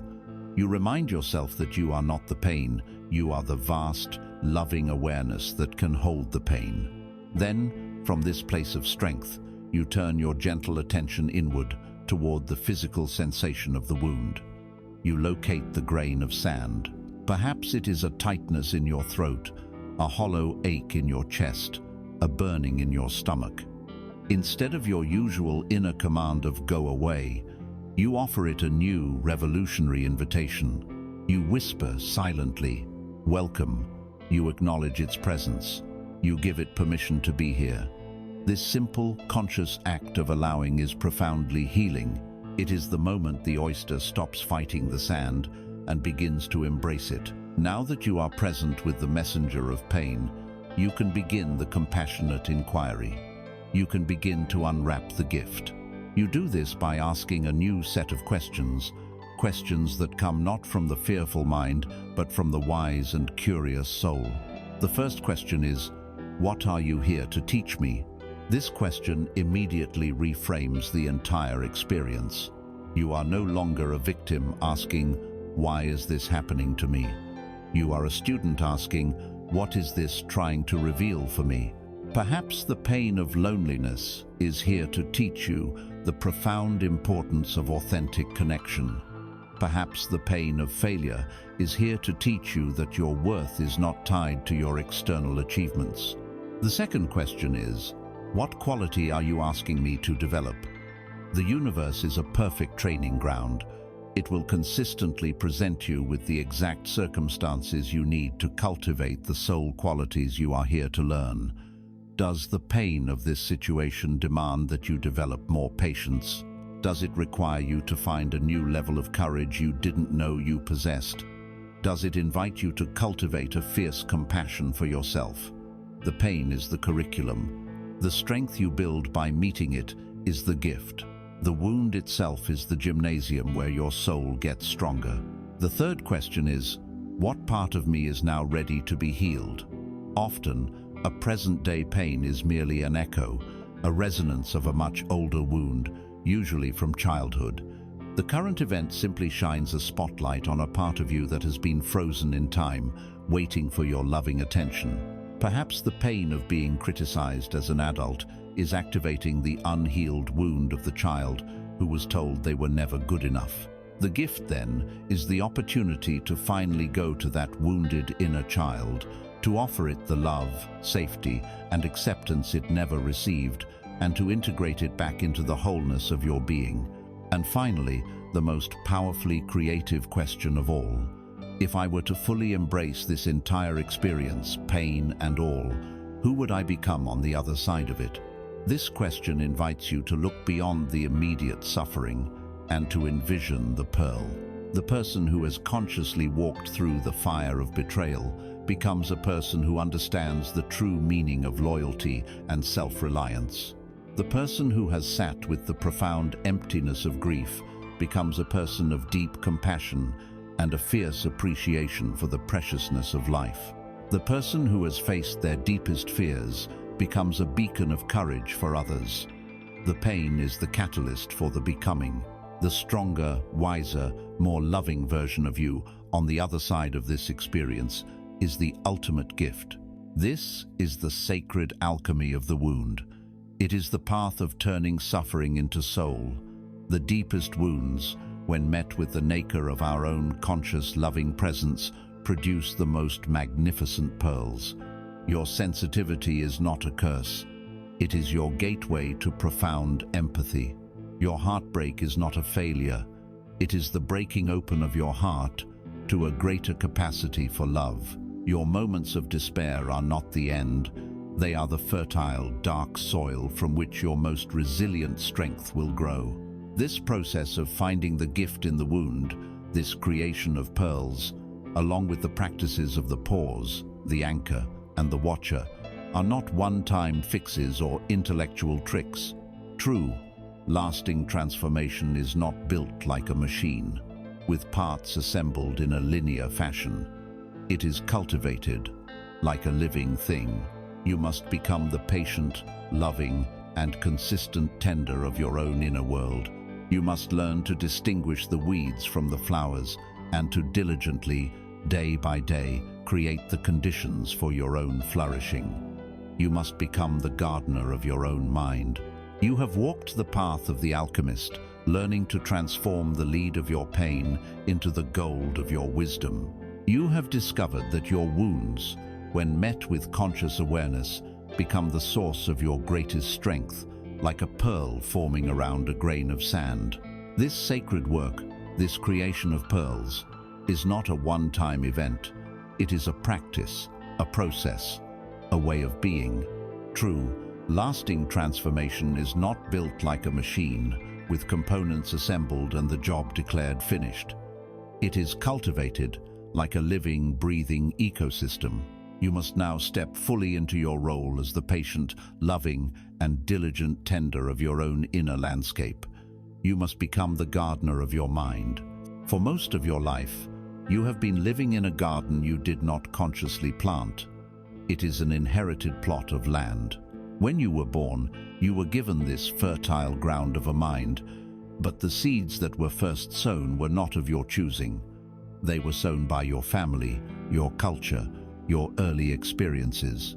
The very quality of the soil, its richness or its poverty, was determined by the core beliefs you absorbed from the world around you.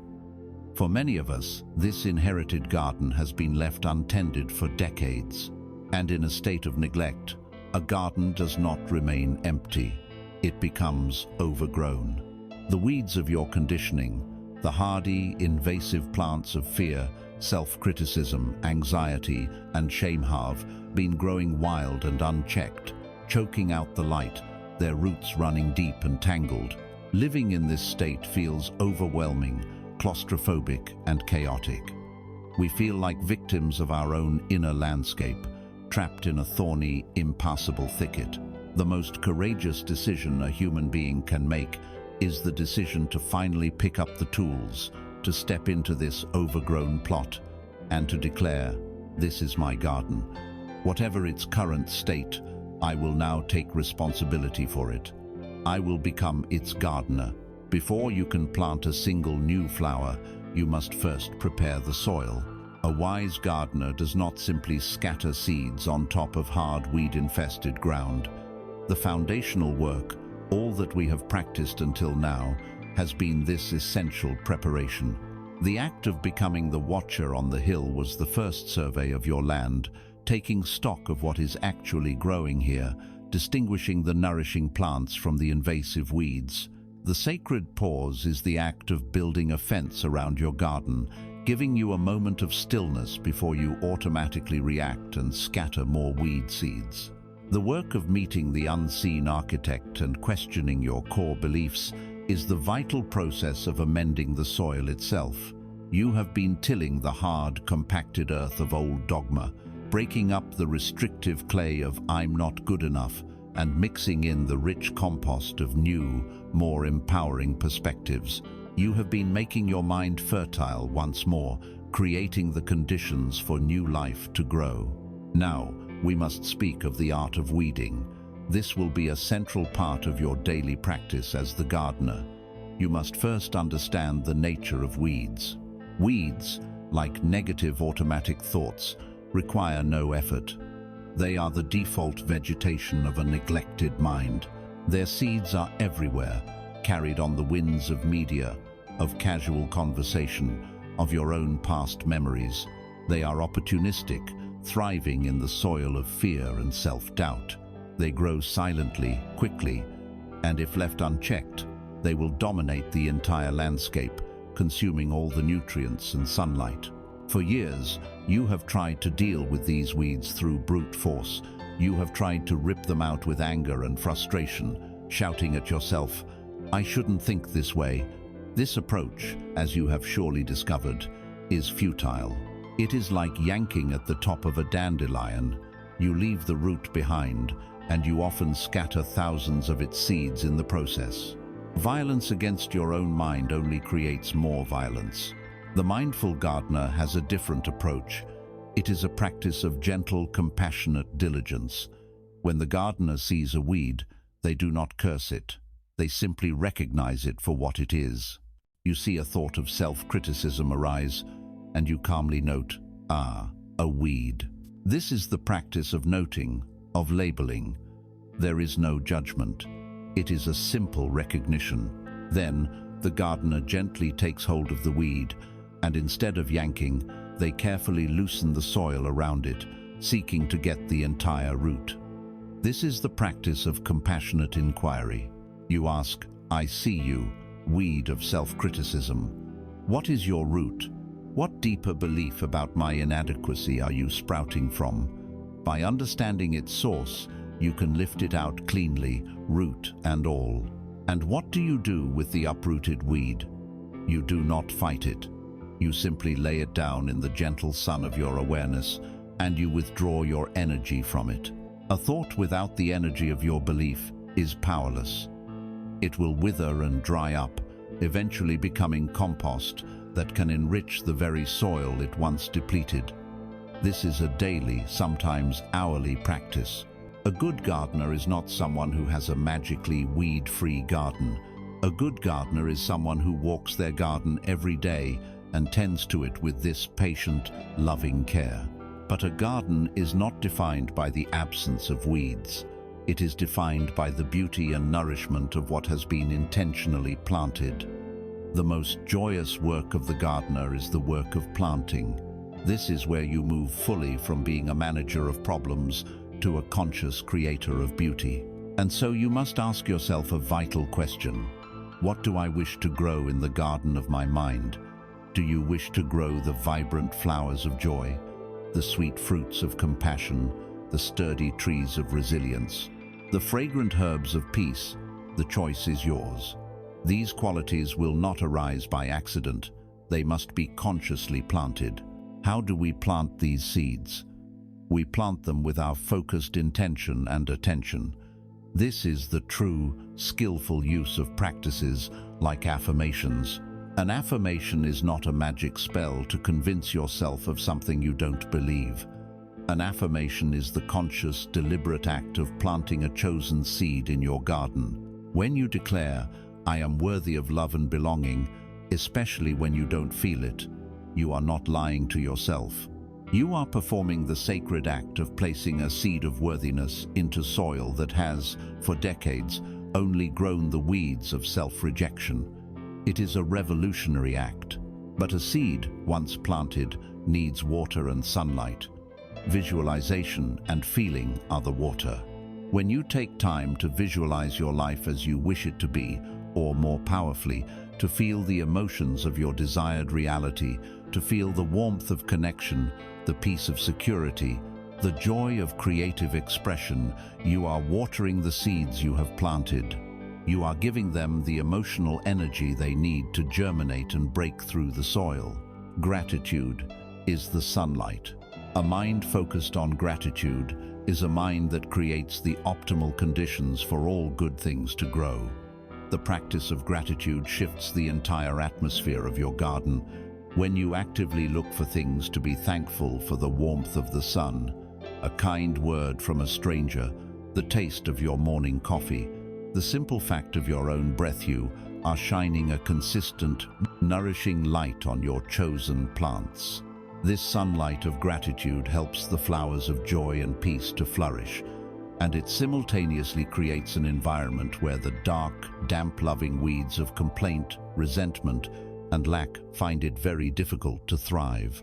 After planting and watering, the gardener must practice the most difficult discipline of all, patience. You cannot plant a seed in the morning and expect a flower in the afternoon. You cannot keep digging up the seed to check if it's growing, for that will surely kill it. The gardener must learn to trust the process. You do the work, you prepare the soil, you pull the weeds, you plant the seeds, you water them, you provide the light, and then you must surrender. You must allow the mysterious, intelligent life force within the seed to do its work in its own time. Your transformation, your blooming, will happen. But it will happen on nature's schedule, not your ego's. This is your new identity. You are the gardener. It is a role of profound responsibility, but also one of immense hope and creative power. Your mind is not a fixed, immutable block of concrete. It is a living, dynamic, fertile plot of land. You have the power to shape its landscape, to cultivate it into a place of astonishing beauty, deep nourishment, and quiet peace. Day by day, weed by weed, seed by seed, you are creating your own paradise. Yet, even the most dedicated and skillful gardener must humbly acknowledge that there are forces they cannot control.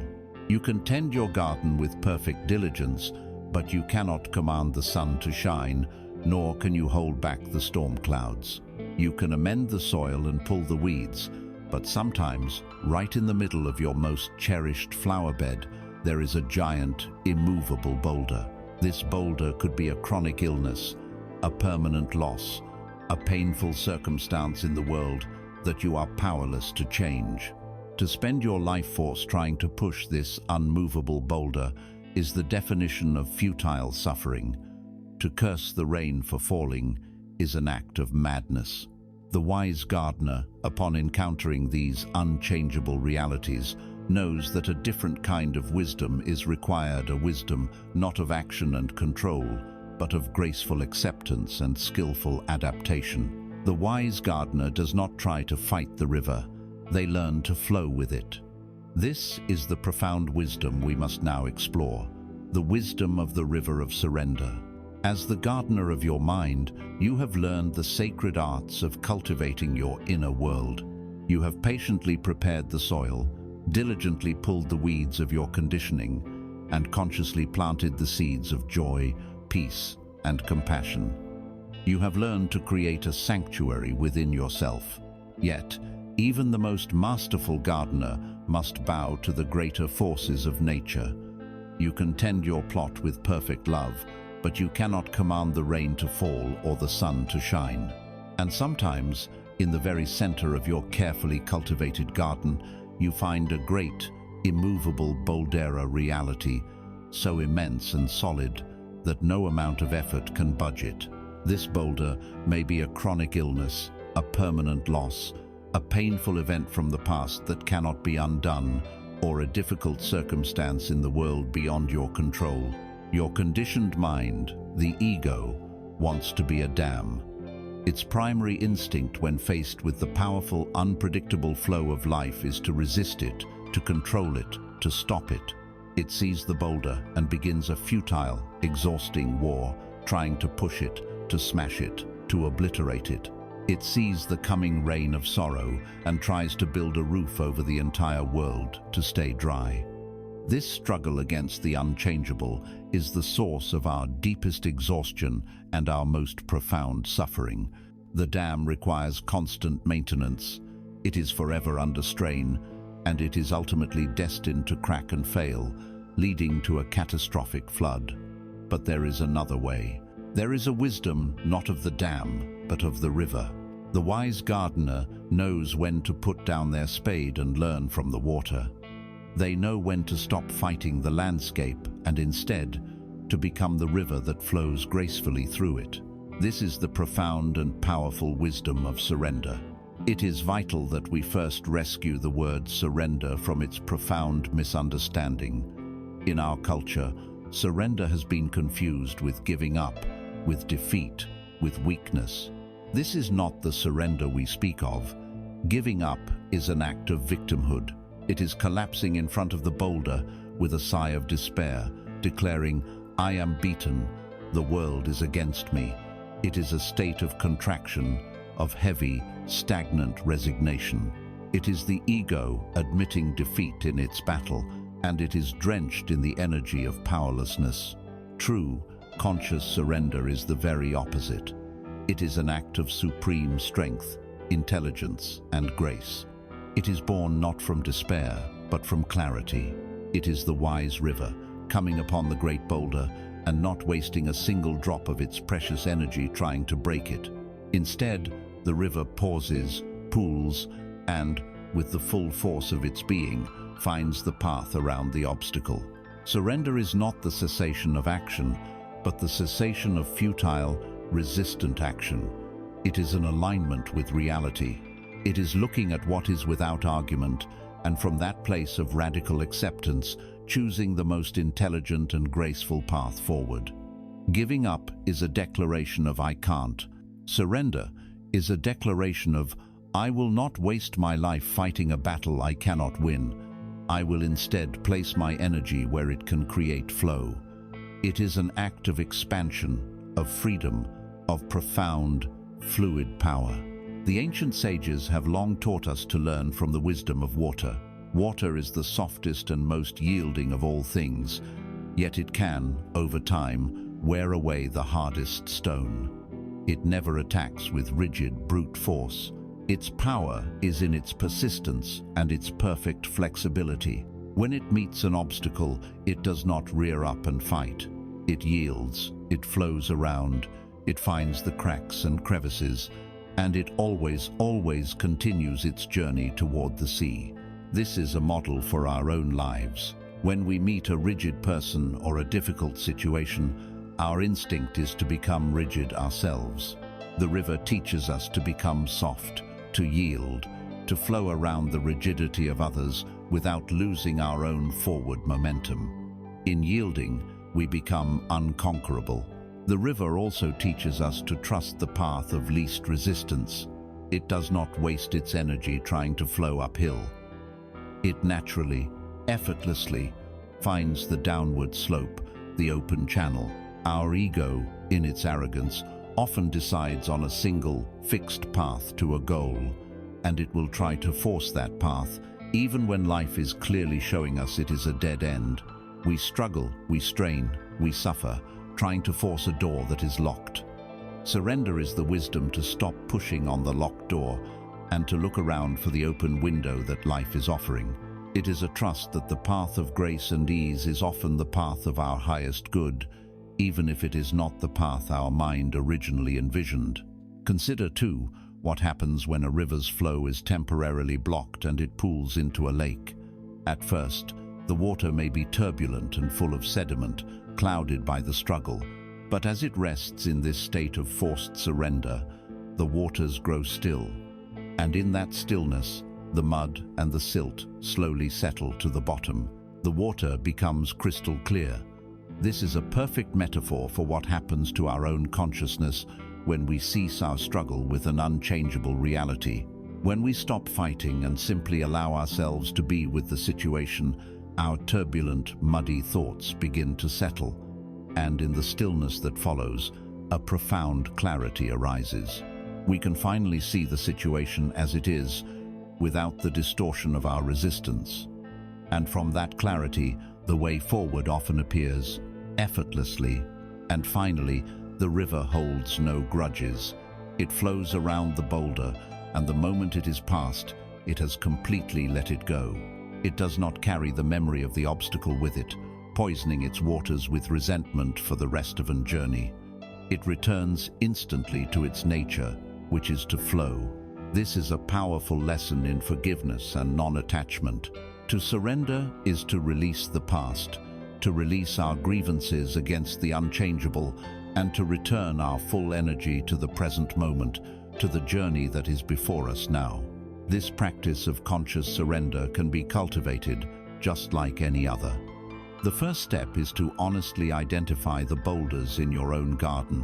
What are the absolute, unchangeable facts of your life that you are still, subtly or overtly, at war with? A past event? A physical limitation? A core aspect of another person's being? Make a list. See them clearly. This is the map of your futile battles. The second step is to feel the resistance in your body. For each boulder on your list, close your eyes and feel where you are holding the fight in your physical self. Is it a tightening in your stomach, a clenching in your jaw, a rigid tension in your shoulders? This physical tension is the dam you are building. It is the energetic cost of your resistance, and you are paying it every moment of every day. The third step is to use your breath as the instrument of surrender. With each long, slow exhalation, consciously imagine that you are releasing that specific tension. Imagine your body softening, becoming fluid, becoming like water. You can use a silent mantra on the out-breath, such as "I let go" or "I cease my struggle." You are not trying to make the boulder disappear. You are simply dismantling the dam of your own resistance, one breath at a time. Once you have genuinely softened your resistance, you can move to the fourth and most creative step. You ask the river's question: given that this unmovable reality exists, what is the path of grace? What is the way forward? This question shifts your entire being from a state of blocked victimhood to one of creative resourcefulness. You have accepted the landscape as it is, and now you are free to navigate it with intelligence and wisdom. You are no longer fighting reality, you are dancing with it. This dance of knowing when to be the diligent gardener, shaping the earth, and when to be the flowing river, accepting the landscape, is the highest form of wisdom. It is the dance of action and surrender, of control and trust. As you become more masterful in this dance, choosing your inner state with conscious intention moment by moment, your entire way of being begins to stabilize. The peace you cultivate, the flow you allow, the gold you create, these cease to be fleeting states and begin to coalesce into your new nature.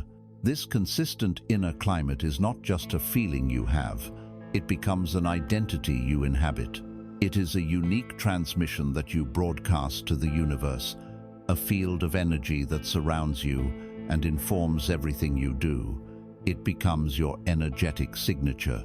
As you master the sacred dance of life, knowing when to act as the diligent gardener and when to flow as the serene river, something profound begins to happen. Your inner state, once a volatile and unpredictable storm, starts to stabilize. The moments of peace, clarity, and empowerment cease to be fleeting visitors and begin to feel like the natural inhabitants of your inner world. This consistent inner climate, this new emotional home you have built for yourself, is more than just a pleasant feeling.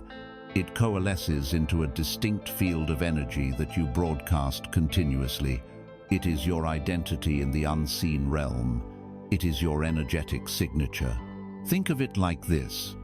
Every being in the universe emits a unique resonance, a signature chord or a subtle fragrance of the soul.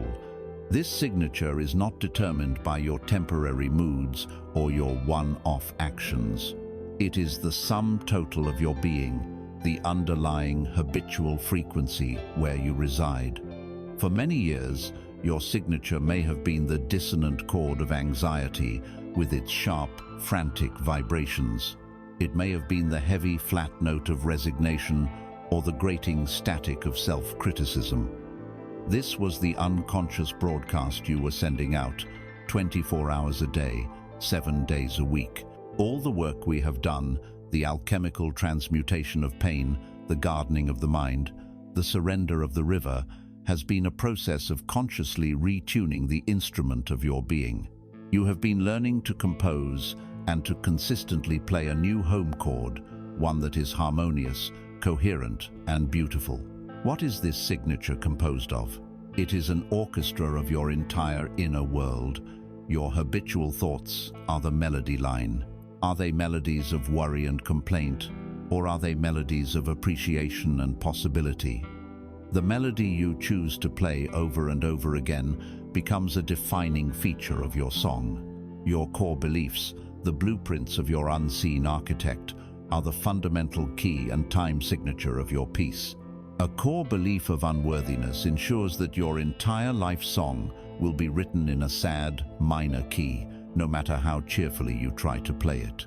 A core belief of abundance and safety sets the stage for a major, expansive key. Your dominant emotional state is the harmony and the rhythm that gives the music its feel.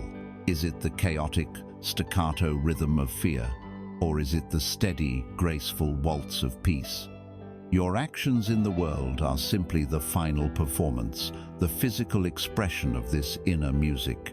But the signature, the song itself, was written and rehearsed long before the performance began. This energetic signature is your true identity to the universe. You are a living broadcasting station, and this signature is the signal you are constantly transmitting into the quantum field. The law of resonance, as we have seen, is not a system of rewards and punishments. It is an impartial mirror. It does not reflect what you want. It reflects what you are. It reflects your signature. This is why positive thinking alone can often feel frustrating and fruitless.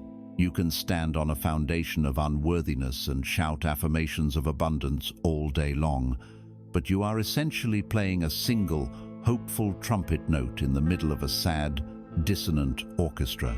The universe doesn't respond to the isolated trumpet. It responds to the overwhelming resonance of the entire orchestra. It responds to the signature. Your primary creative work, then, is not to change the world, but to change your signature. Your task is to so thoroughly retune your inner orchestra that the beautiful, coherent music of peace, love, and worthiness becomes your new default state, your new home frequency.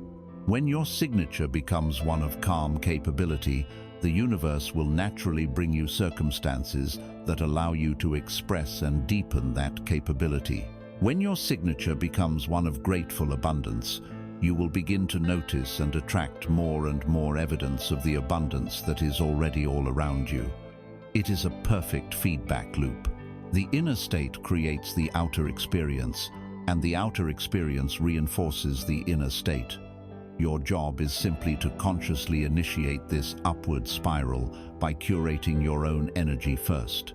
This explains one of life's great mysteries: why difficult things can happen to people who are trying their best. A person may be performing good actions, but if their underlying energetic signature, the song playing silently beneath their actions, is one of deep-seated fear, anxiety, or a feeling of being a victim, the universe will respond more powerfully to that dominant, continuous broadcast than to the individual actions. It is not a judgment. It is physics. The most important work you can ever do is the internal work of changing your own resonance. How do you consciously curate this signature on a moment-to-moment basis? You practice the art of emotional homeostasis. You establish a new set point for your being. Through your daily practices of gardening and surrender, you are training your entire nervous system to return to peace as its baseline. Peace is no longer a destination you hope to visit.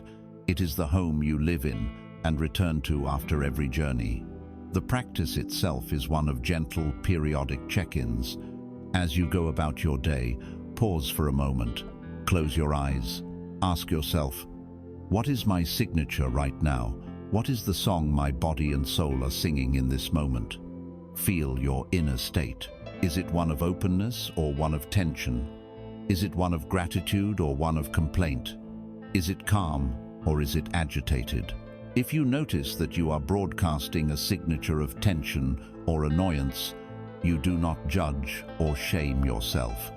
That would only add a layer of dissonant static to the signal. The master of their energy does not panic upon discovering a poorly tuned instrument. They simply, calmly retune it. You use your tools. You drop anchor with your breath for 30 seconds. You find one single thing in your immediate environment to feel genuine gratitude for. You consciously relax your shoulders and unclench your jaw. In that moment, you have stopped broadcasting the note of tension and have chosen to broadcast the note of peace. You have consciously retuned your instrument. The more you do this, the less time you spend broadcasting from the old, painful frequencies, and the more your new, harmonious signature becomes your dominant reality. You are the composer of your life's symphony, and you are also the instrument upon which it is played. Your energetic signature is your masterpiece. It is the silent, constant prayer that the universe always, unfailingly answers. Your greatest responsibility and your most profound joy is to make that prayer, that signature, that song a thing of beauty, coherence, and love. Of course, you do not create your signature in a vacuum. You are one broadcasting station in a world of billions. You live and work and love amongst a sea of other energetic signatures. What happens when your newly tuned, high-frequency signature of peace comes into contact with a person who is broadcasting a powerful, chaotic signature of anger, fear, or victimhood? How do you hold your own beautiful note when standing next to a loud, dissonant instrument? How do you love and care for others without becoming entangled in their energetic drama, without letting their static pull your own instrument out of tune? This requires a new and sublime skill, an art form of the heart that balances boundless compassion with an unshakable center. It requires the art of compassionate detachment. As you become the masterful composer of your own inner music, your energetic signature begins to shine with a clear, coherent, and beautiful light. You have learned to maintain this harmonious state through the diligent gardening of your mind and the graceful surrender of the river. But you do not exist in isolation. You are one broadcasting station in a world of billions, one instrument in a vast and often dissonant global orchestra. The great challenge, and the next stage of your mastery, is to learn how to hold your own beautiful resonant note when you are in close proximity to others who are broadcasting powerful frequencies of chaos, fear, and pain. How do you love the world without being consumed by its suffering? How do you offer your light to others without allowing their darkness to extinguish your flame? This requires the most sublime skill of all, an art form of the heart that weds boundless love with an unshakable core. It requires that you master the art of compassionate detachment. For many of us, especially those who are sensitive and empathetic, our model for love and caring has been that of the sponge. We see someone in pain, and our instinct, born from a beautiful and innocent desire to help, is to absorb their suffering. We take on their anxiety, feeling it as a knot in our own stomach. We absorb their anger, feeling its heat in our own chest. We soak up their grief, feeling our own heart break in sympathy. We believe that to love someone is to suffer with them, to enter into their painful story and become a fellow character. We think that by becoming saturated with their pain, we are somehow lessening their burden. But this is a profound and tragic misunderstanding, a misguided form of love that ultimately serves no one. The sponge, when saturated, becomes heavy, waterlogged, and dirty. It loses its own form and integrity. In our attempt to help, we take on the very energetic signature we are trying to soothe. We become anxious, angry, or depressed. Our own well-being plummets. From this depleted, overwhelmed state, what good are we to anyone? We have no clarity to offer, no strength to share. We may even begin to resent the very person we were trying to help, as their endless need for absorption drains our own life force. Furthermore, by readily absorbing their pain, we subtly enable their story of victimhood. We silently communicate to them, "You are right. Your situation is hopeless. Your pain is all-consuming, and you are too fragile to handle it on your own." We become codependents in a drama of suffering, two drowning people clinging to each other, pulling each other further under. This path of the sponge, though paved with good intentions, leads only to burnout and shared misery. There is another way. It is the way of the sun. The sun is the ultimate model for compassionate detachment. The sun shines its light and its warmth upon the entire earth, freely, constantly, and without condition. It does not decide that one flower is more worthy of its light than another. It does not withhold its warmth from the thorny weed. It shines upon the righteous and the wicked, the beautiful and the broken, all with the same impartial, life-giving radiance. The sun gives everything, but it takes nothing back.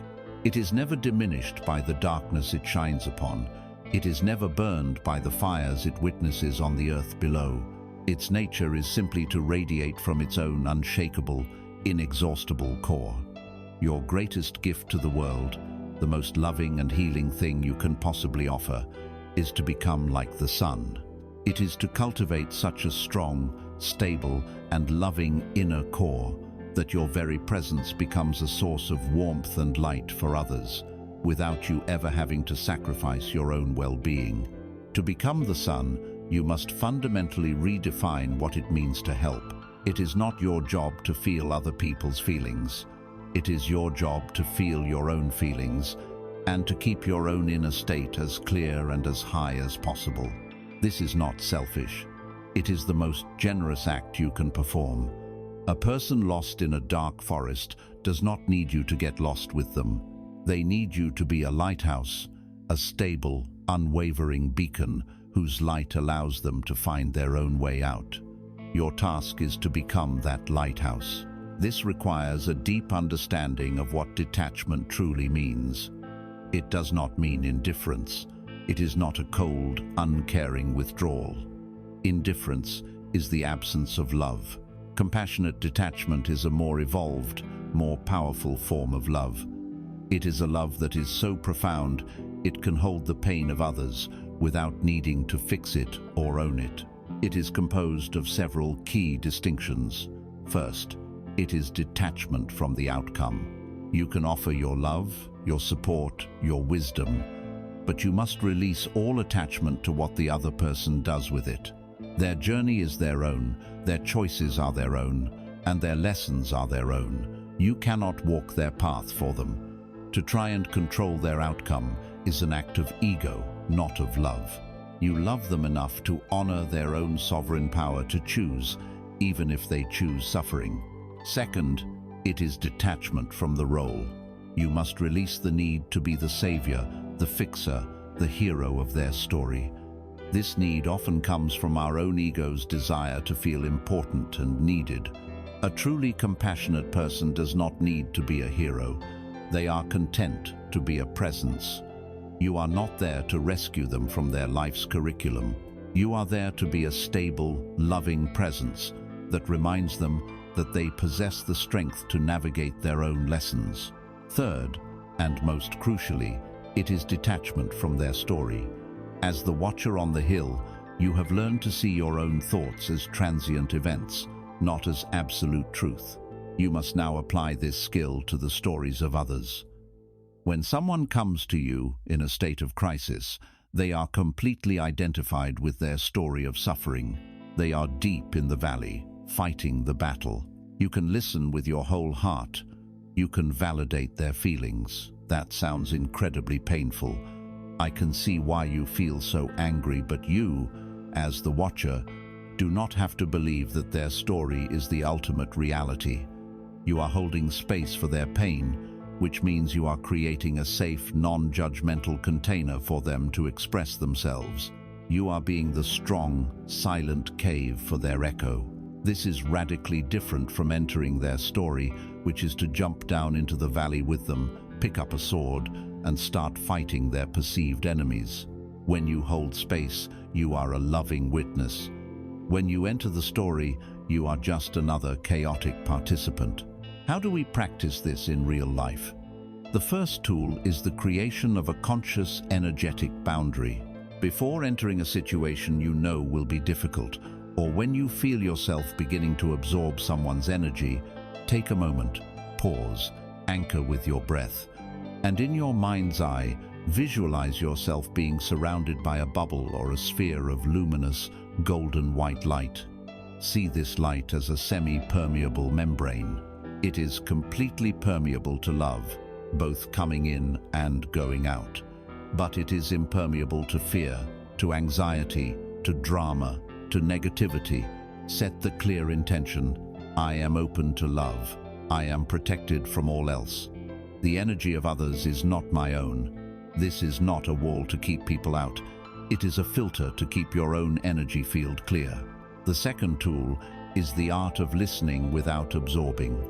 As someone speaks, keep a portion of your awareness, say, 10% anchored inside your own body. Feel your own feet on the floor. Feel your own breath moving in and out. This simple act keeps you embodied in your own reality, preventing you from energetically merging with the other person. You are listening from the lighthouse, not from their stormy boat. The third tool is to replace advice-giving with compassionate questioning. Our impulse is to fix, so we say, "You should do this," or "You need to do that." This disempowers the other person.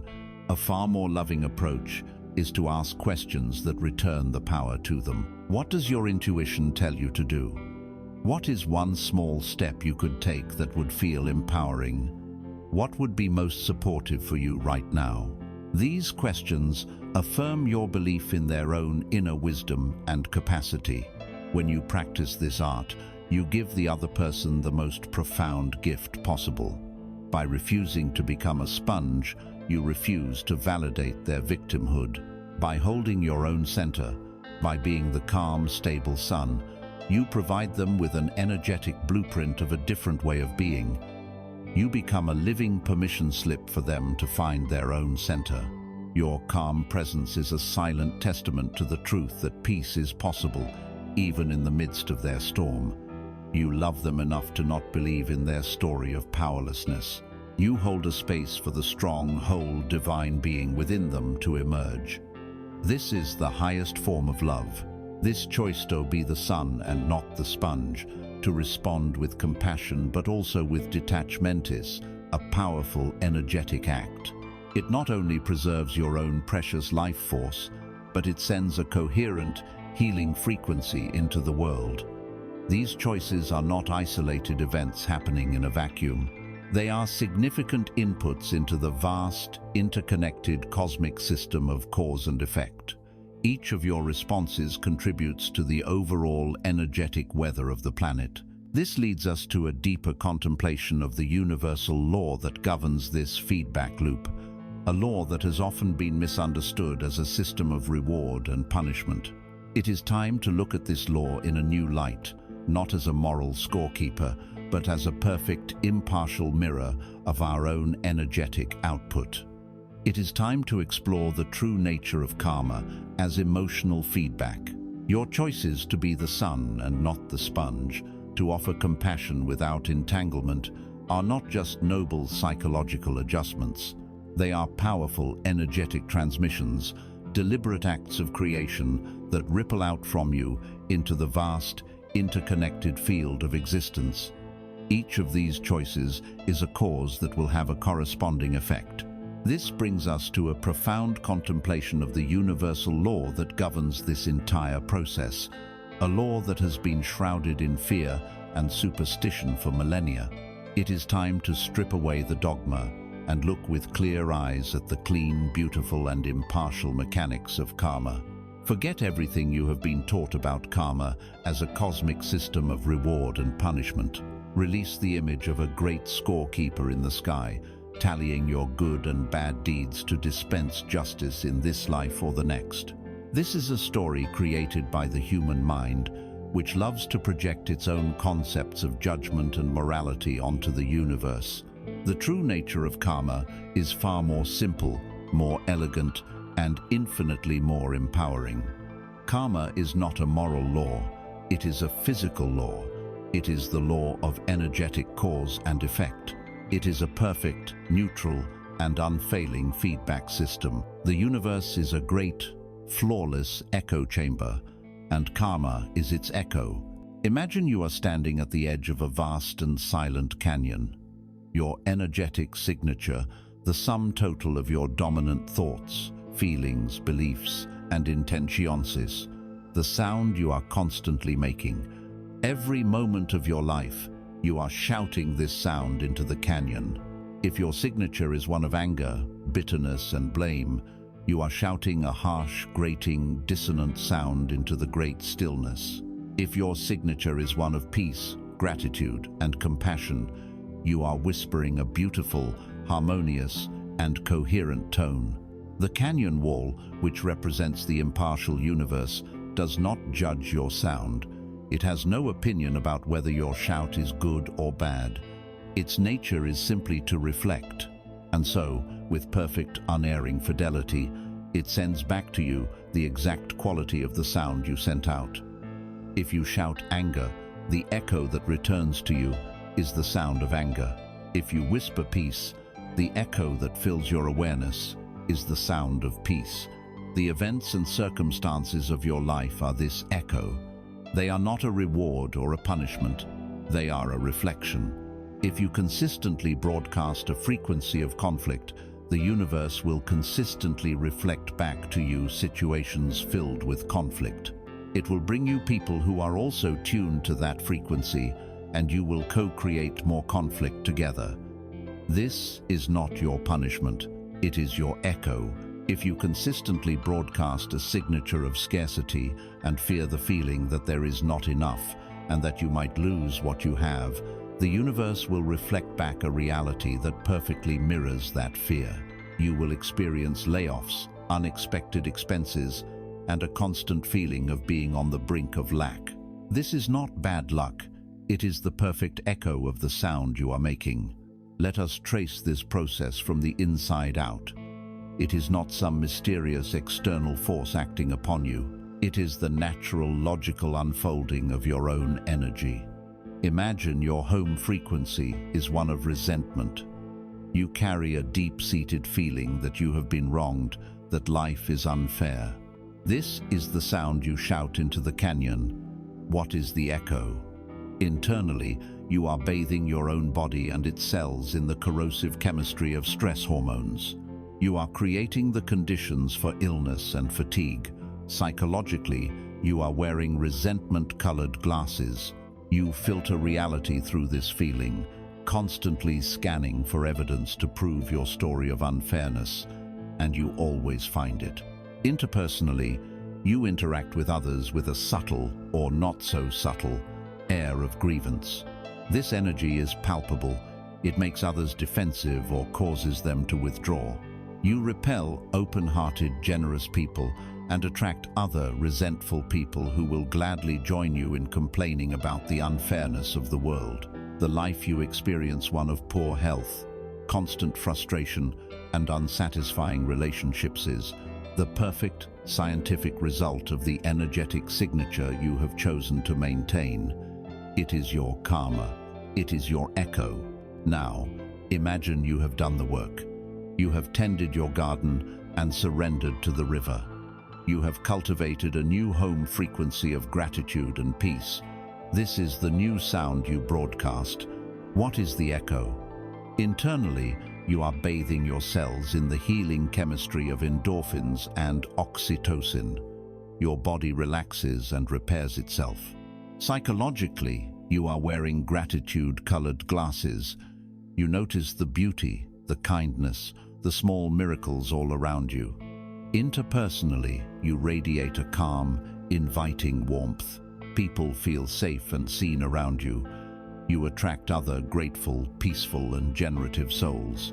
The life you experience, one of increasing health, synchronicity, connection, and joyous, not a reward from a pleased deity. It is the natural, energetic result of the beautiful sound you are making. It is the universe simply echoing back to you your own harmony. This understanding of karma places the power and the responsibility for your life exactly where it belongs, entirely within you. This is not blame. Blame implies you have done something morally wrong. Responsibility is a neutral and empowering recognition of your role as the creator of the cause. You are the one shouting into the canyon. If you do not like the echo you are hearing, the solution is not to scream at the echo. How many of us spend our lives screaming at our circumstances, blaming the echo for its sound? It is an act of utter futility. The solution is not to curse the canyon wall, for it is only doing its job with perfect integrity. The solution is simple, though not always easy. You must change the sound you are making. The work is always, only, ever an inside job. When you fully grasp this, the concept of karma transforms from a source of fear into your most valuable diagnostic tool. Your life, right now, is a perfect printout of your recent energetic signature. If there is an area of your life that is filled with struggle and pain, do not see it as a punishment. See it as compassionate, intelligent feedback. The universe, through the echo of your experience, is lovingly showing you, this is the sound you are making in this area of your life. This is the frequency you are broadcasting. Do you wish to continue? Karma is not a judge. It is a guide. Its purpose is not to condemn you, but to awaken you. It is a perfectly designed, self-correcting system to help you learn how to create more beauty and harmony in your life by first creating more beauty and harmony within your own being. Even the ancient concept of karma playing out over lifetimes can be seen through this lens. A person who seems to have a life of inexplicable grace may simply be a soul who has, through many cycles of practice, learned to consistently broadcast a coherent and loving frequency. A person who struggles with deep-seated, irrational fears may be feeling the echo of a powerful, traumatic sound made long ago, a resonant pattern still carried in their energetic memory. The law remains the same. The echo perfectly reflects the sound. So, stand at the edge of your life and listen. Listen to the echo. It is your teacher. It is your guide. It is the most honest feedback you will ever receive. Do not fear it. Do not resent it. Learn from it. If the echo is dissonant, turn your attention away from it and toward the source of the sound, your own heart, your own mind, your own signature. Pick up your tools. Become the alchemist, the gardener, the river. Consciously and deliberately begin to make a new sound. Whisper the note of peace you wish to hear. Hum the frequency of love you wish to feel. Broadcast the signature of joy you wish to experience. And then be still and listen, as the universe, with a love and a precision you can scarcely imagine, begins to echo your new song back to you. The metaphor of the echo chamber is a powerful one. If karma is the echo, what is the canyon wall itself? If our life is a reflection, what then is the mirror? This line of inquiry leads us to an even more direct, more intimate, and more radical understanding of the relationship between self and world. We are ready to stop thinking of the universe as something separate from us that reflects our energy back. We are ready to look directly into that mirror and realize we are not looking at a distorted image, but at our own perfect reflection. We are ready to explore the profound truth of the universe as a mirror. We have followed the journey of our own energy, from the initial cause to the final effect. We have understood the law of karma not as a cosmic judge, but as a perfect echo chamber, a system that reflects our energetic output back to us with unfailing precision. This understanding is powerful, but it still maintains a subtle separation, a gap between the sound and the echo, between the cause and the effect. We are now ready to close that gap, to step into a more direct, more intimate, and more radically responsible relationship with reality. We are ready to move beyond the metaphor of the echo and to embrace the profound truth of the universe as a mirror. Your life is not like a mirror. It is a mirror. It is a flawless, high-definition, perfectly responsive mirror of your own state of consciousness. The people who populate your world, the circumstances that arise, the events that unfold, they are not random occurrences happening to a separate you. They are direct, immediate, and perfect reflections of your inner state. The universe is not a canyon wall, echoing your call from a distance. It is the very glass you are pressed up against, showing you your own face in real time. For most of our lives, we have been engaged in a heartbreaking and futile struggle. We have been trying to change the reflection in the mirror.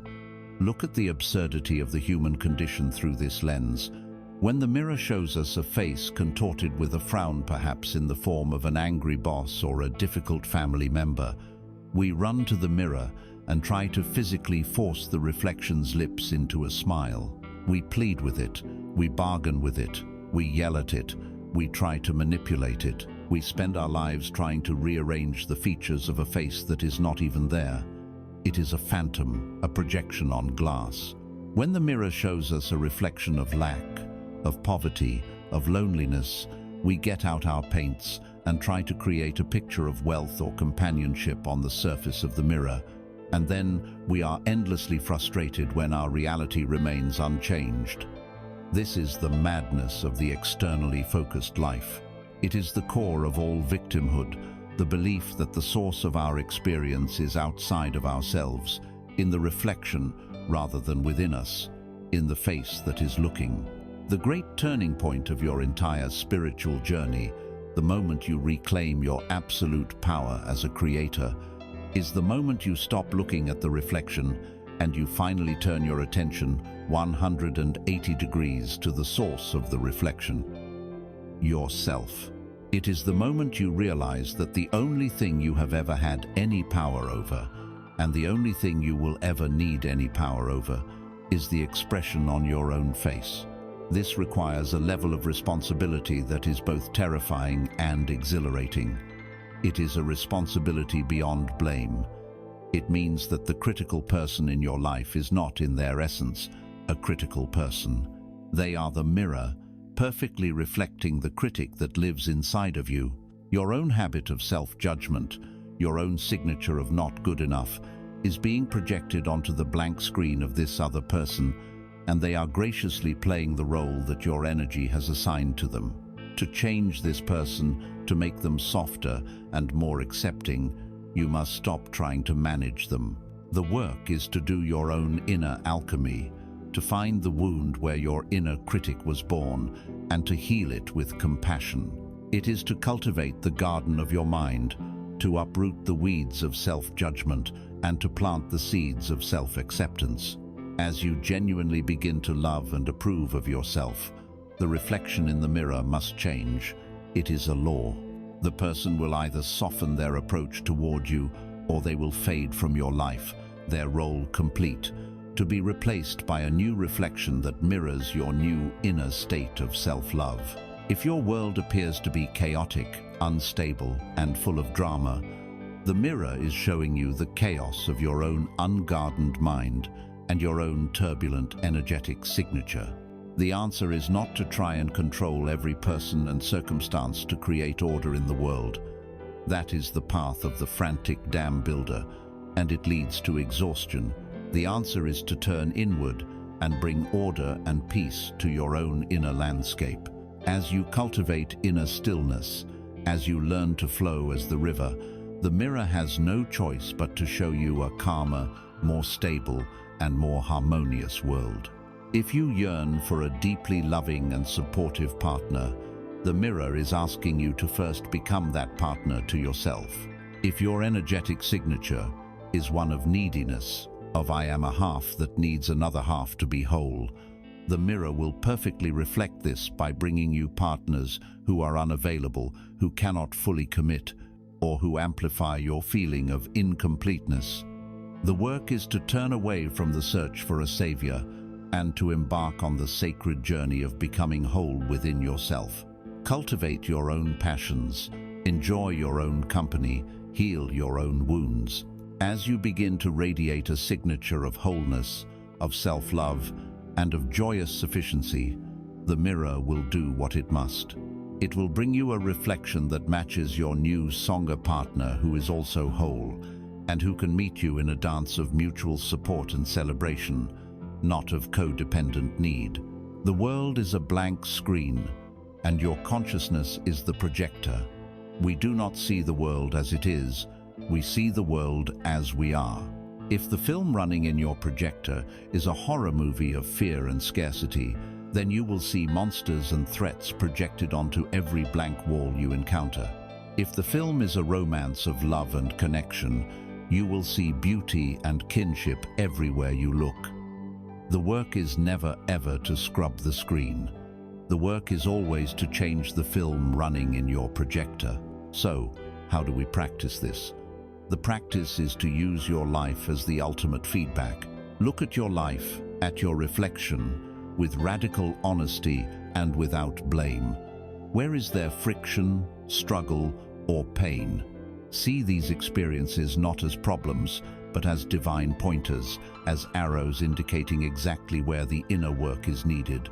Having identified a challenging reflection, a difficult relationship, a financial struggle, you immediately turn your attention away from it. You turn 180 degrees inward. You ask the ultimate creative question, what in me is this a reflection of? What belief, what wound, what unhealed emotion, what aspect of my energetic signature is being so perfectly mirrored by this external situation? Then you do the work. You use your tools. You bring the pain into the alchemist's forge. You weed the garden of your mind. You retune your energetic signature. If the face in the mirror is frowning, your work is not to analyze the frown. Your work is to find a genuine reason to smile from within. Not a fake, pasted-on smile, but a real one, born of gratitude, of self-forgiveness, of a moment of genuine peace. And as you change the source, as you change your own face, you simply watch with quiet curiosity and wonder as the reflection in the great mirror of the world rearranges itself to match, without any effort or struggle on your part. Test this law. It is the only experiment that matters. Your life is not happening to you. It is happening through you and as you. It is your flawless living mirror. This truth is the key to absolute freedom and the end of all victimhood. It places the power to create your experience entirely in your own hands. This realization brings with it a tremendous sense of empowerment, but it also contains a subtle and final trap for the ego. The personal self can become inflated, beginning to believe, I am the center of the universe. I am the great controller. I am God. But the mirror metaphor holds one last, mind-bending secret. If the universe is a perfect reflection of you, and you are undeniably a part of the universe you are observing, then where exactly does you end and the universe begin? The line between the face and the reflection, between the seer and the seen, begins to blur and dissolve. The final step on this journey is not to become a master of the face that looks into the mirror. It is to realize that the face and the mirror are one and the same. It is to shatter the very vessel of the personal self and merge with the light that is both seeing and being seen. You have journeyed to the very precipice of self-mastery. You have looked into the great mirror of the universe and accepted the radical and empowering truth that your life is a perfect reflection of your inner state. You have taken full responsibility for your reality, understanding that to change the world, you must first change yourself. This realization brings with it a tremendous sense of power. But here, at the peak of the mountain, lies the most subtle and treacherous trap of the entire spiritual path. The trap of the deified ego. The personal self, the I that has been on this journey, can begin to believe, I am the great creator. I am the center of the cosmos. I am the all-powerful controller of my destiny. But the mirror holds one final, secret teaching. If the universe is a reflection of you, and you are also an inseparable part of that universe, then where, precisely, does the self end and the mirror begin? The line between the seer and the seen starts to dissolve. The ultimate liberation is not to become the perfect master of the self that looks into the mirror. It is to realize that the self and the mirror are one. It is to take the final, courageous step of shattering the very vessel of the self. Let us first understand what this vessel is.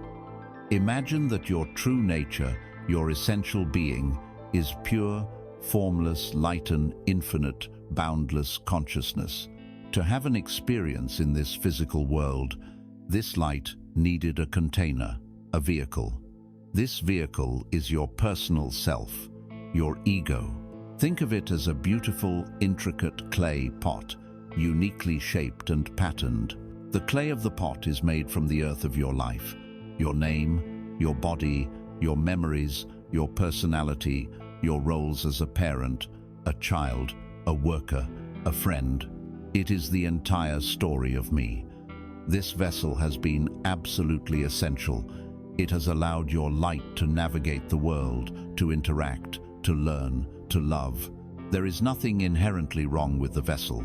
The great error has been one of mistaken identity.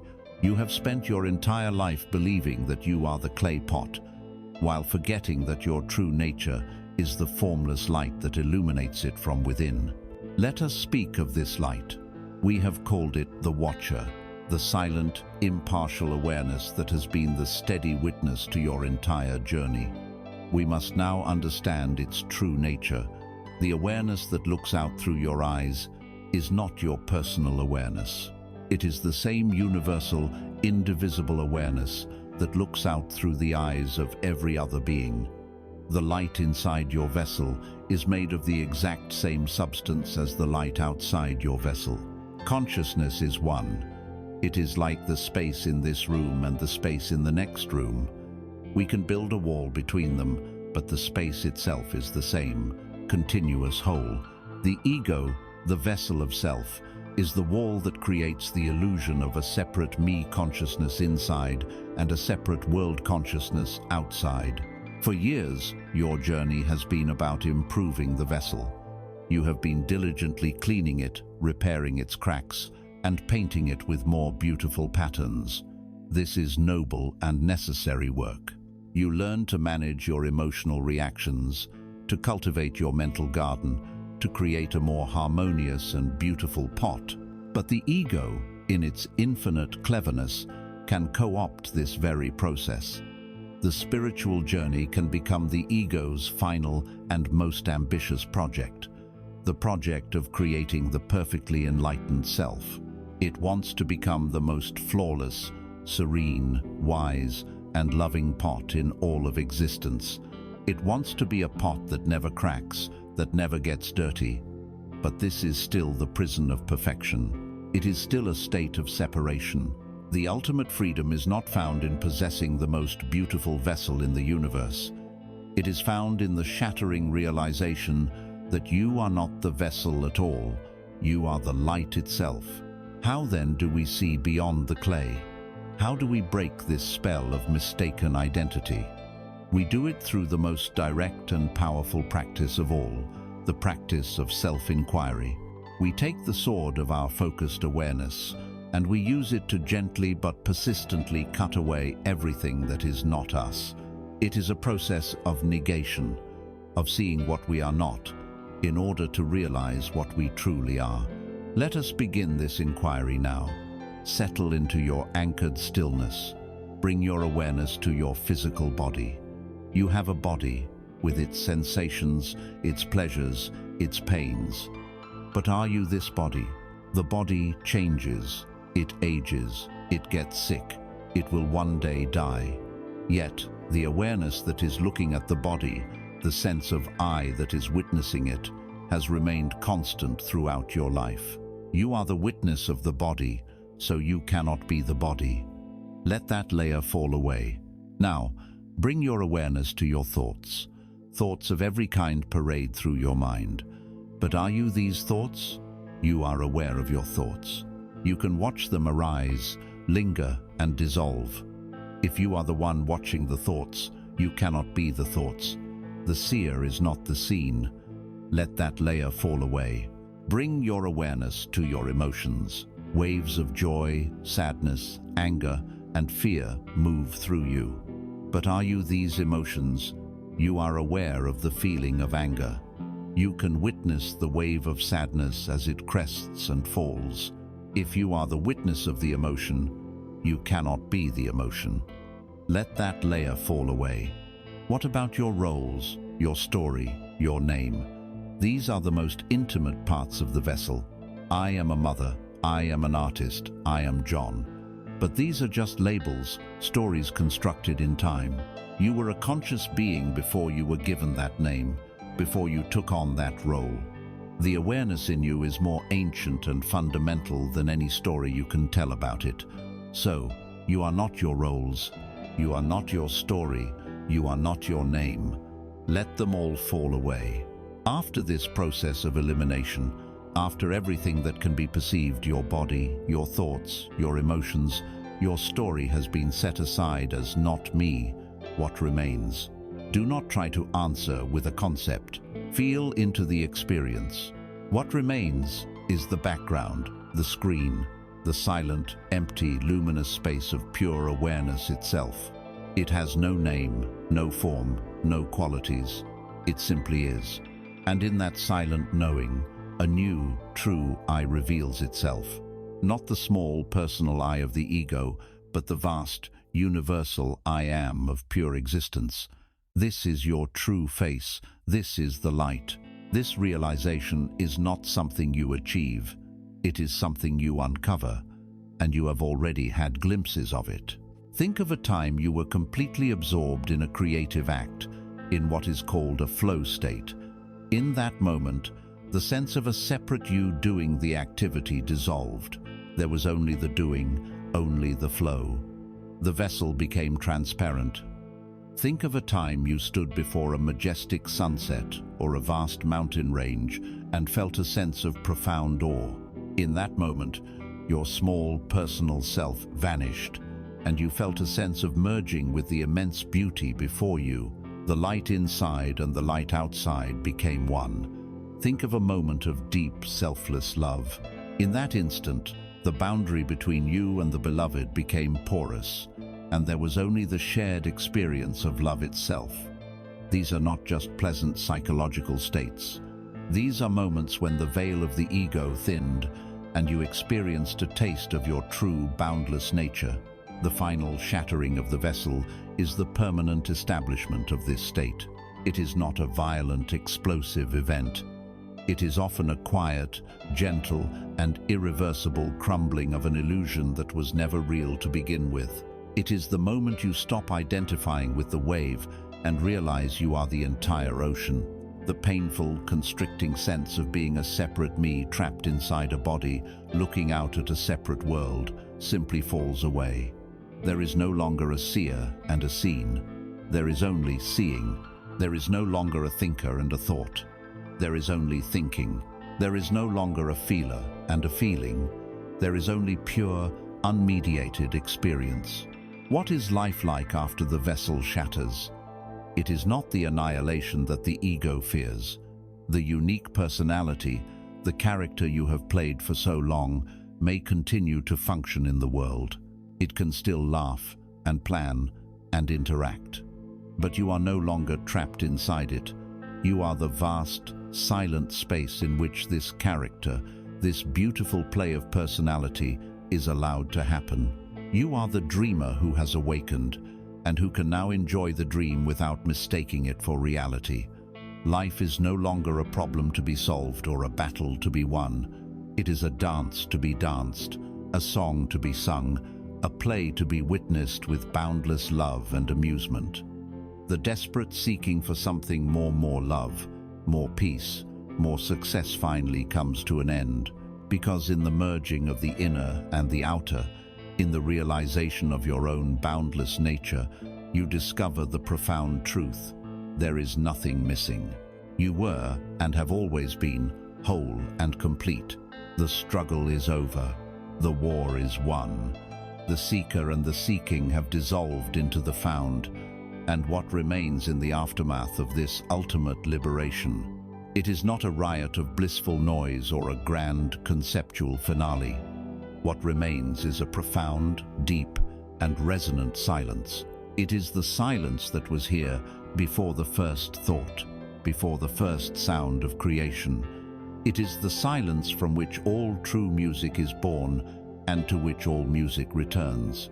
It is the ultimate ground of being. It is the silent symphony, the vessel of the personal self. The clay pot you mistook for your own being has been shattered. Not through violence, but through the gentle, persistent light of your own awareness. The war is over. The frantic, lifelong search for something more peace, more love, more validation has come to its natural end. The seeker has dissolved into the sought. And in the quiet aftermath of this ultimate liberation, as the dust of your old identity settles, what remains? It is not a triumphant fanfare or a cascade of blissful noise. What remains is something far more profound. It is a deep, vast, and resonant silence. It is the silence that existed before the first star ignited, the silence from which the first note of creation was born. It is the silent symphony. We have spent our entire lives chasing the notes, believing that the meaning of our existence was to be found in the sounds. We chased the high, exhilarating notes of joy, success, and pleasure, trying to hold on to them as they inevitably faded. We ran from the low, mournful notes of sorrow, failure, and pain, fearing they would become our permanent reality. Our lives have been a frantic and exhausting attempt to compose a perfect piece of music using only the loudest and most pleasant sounds, a symphony made entirely of crescendos. But a symphony without silence is not music. It is an intolerable, meaningless wall of noise. Consider the architecture of a masterpiece. The power of a soaring melody is created by the space from which it rises. The emotional impact of a single, poignant note is determined by the profound silence that surrounds it. It is the rests, the pauses, the quiet spaces between the sounds that give the music its rhythm, its structure, its depth, and its meaning. The silence is not the absence of music. It is an integral, foundational component of the music itself. It is the canvas upon which the sounds are painted, and without it, there would be no painting at all. So it is with your own consciousness. A life lived without a connection to your own inner silence is just that, a wall of noise. It is the ceaseless, frantic chatter of the unobserved mind, the chaotic, jarring crashes of reactive emotions. It is a life of sound and fury, a desperate chase after fleeting notes, signifying nothing. The final and most profound realization on this journey is that your true nature is not any of the notes, whether high or low. Your true nature is the silent, eternal canvas upon which all the notes of your life are appearing. We have spoken of the sacred pause, that precious moment of stillness you can create between a stimulus and a response. The silent symphony is the realization that this pause is not something you need to create. It is the fundamental reality of your being. It is the ever-present stillness that underlies all the noise of the world. It is not a pause between the thoughts. It is the silent, aware space in which the thoughts arise and dissolve. It is not the quiet at the end of the storm. It is the vast, peaceful sky that was serenely present during the storm, untouched and unstained. To awaken to this truth is not to become empty. It is to become everything. The ego fears this silence, for to the ego, silence is annihilation. It is the end of its noisy, self-important story. But to the soul, this silence is home. It is not a dead, empty void. It is a vibrant, intelligent, and pregnant stillness. It is the unmanifest field of pure potential from which all forms, all thoughts, all worlds are born. It is consciousness itself before it takes on the costume of a thought or an emotion. It is the ocean of being before it rises as the wave of a particular experience. You can touch this silence right now. Settle into your being. Listen to the sounds around you, the hum of a machine, a distant voice, the beating of your own heart. But listen differently. Instead of focusing on the sounds, shift your attention to the vast field of silence behind the sounds, the field of silence out of which the sounds are appearing. Notice that the silence is always here, holding all the sounds within its embrace. Now, turn your attention inward. Watch the thoughts that drift through your mind, but watch differently. Instead of focusing on the content of the thoughts, shift your attention to the empty, open space of awareness in which the thoughts are appearing. Notice that this aware space is untouched by the thoughts. A terrifying thought does not terrify the space. A joyous thought does not excite the space. The space simply allows them all to be. This space, this silence, is your true home. When you learn to rest your identity here, in this foundational silence, the entire lifelong project of emotional control becomes beautifully obsolete. You no longer need to manage your feelings, for you have realized you are not your feelings. The sky does not need to control the weather. Its nature is to be the vast, peaceful container that allows all weather, sunshine, rain, storms, snow to pass through it. Your nature is to be the vast, silent awareness that allows all emotions, joy, grief, anger, peace to arise, have their moment, and pass away without ever disturbing the profound stillness of your core being. You can finally experience the full spectrum of life's symphony without fear. You can feel profound sadness without the story, "I am a sad person." You can experience ecstatic joy without the desperate clinging of "I must hold on to this feeling forever." You are the silent musician who has fallen in love with the entire symphony, the painful notes as well as the beautiful ones, for you know that you are not the song, you are the stillness that makes the song possible. From this place of silent being, your actions in the world are transformed. They no longer arise from the noisy, reactive chatter of the ego, driven by fear and desire. They arise instead from the deep, intuitive wisdom of the silence itself. They are no longer compulsive reactions, but clear, resonant, and harmonious notes played intentionally into the world. You become a living instrument of peace, not by trying to be peaceful, but by simply being the peace that you are. We have come to the end of our great exploration.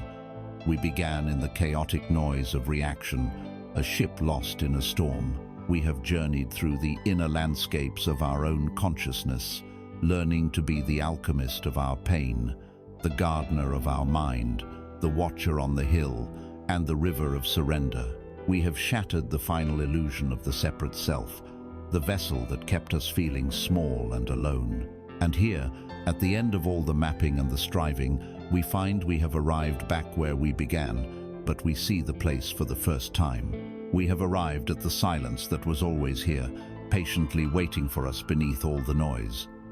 This silence is not an end, it is the true beginning. It is the infinite canvas upon which you will now consciously create the masterpiece of your life. It is the quiet heart of the universe, beating in time with your own. It is the final, lingering note of this journey together, a note that is pure, profound, and unending stillness. Let us rest here, together, in the heart of this silent symphony.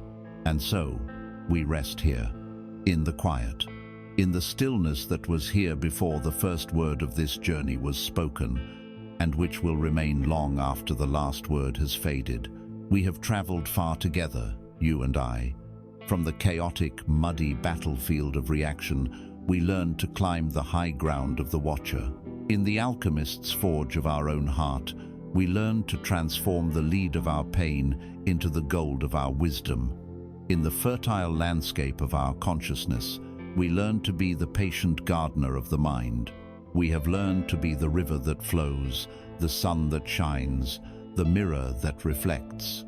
But these were all just steps on the path, pointers on the map leading you back to a truth you have always known in the deepest part of your being. The journey was never about becoming something you were not. It was always about remembering what you have always been. The whole of this journey, all the tools and all the practices, can be distilled into one final realization. For years, you believed you were the storm. You identified with the violent winds of your thoughts and the crashing waves of your emotions. Your life was a tempest, and you were lost within it. Then, through your practice, you learned to become the ship in the storm. You found your anchor in the breath. You learned to steer with the compass of your intuition. You became a skillful captain, navigating the turbulent waters with courage and growing wisdom. This was a great and noble achievement. But the final peace is not found in being the most skillful sailor in the storm. The final peace is found when you realize you are not the storm, and you are not even the ship. You are the ocean. You are the vast, deep, and silent expanse of consciousness that holds both the storm and the ship in its effortless embrace. The most violent hurricane on the surface does not disturb the profound stillness of your depths.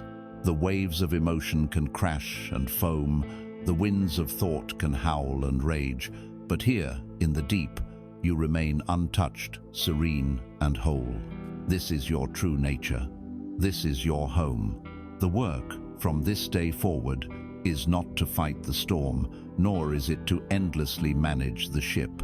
The work is simply to remember, again and again, your own oceanic depth, to rest in that silent, knowing presence, to let the storms of life play out on your surface, knowing that they can never touch the infinite peace of who you are. Rest in your own depths.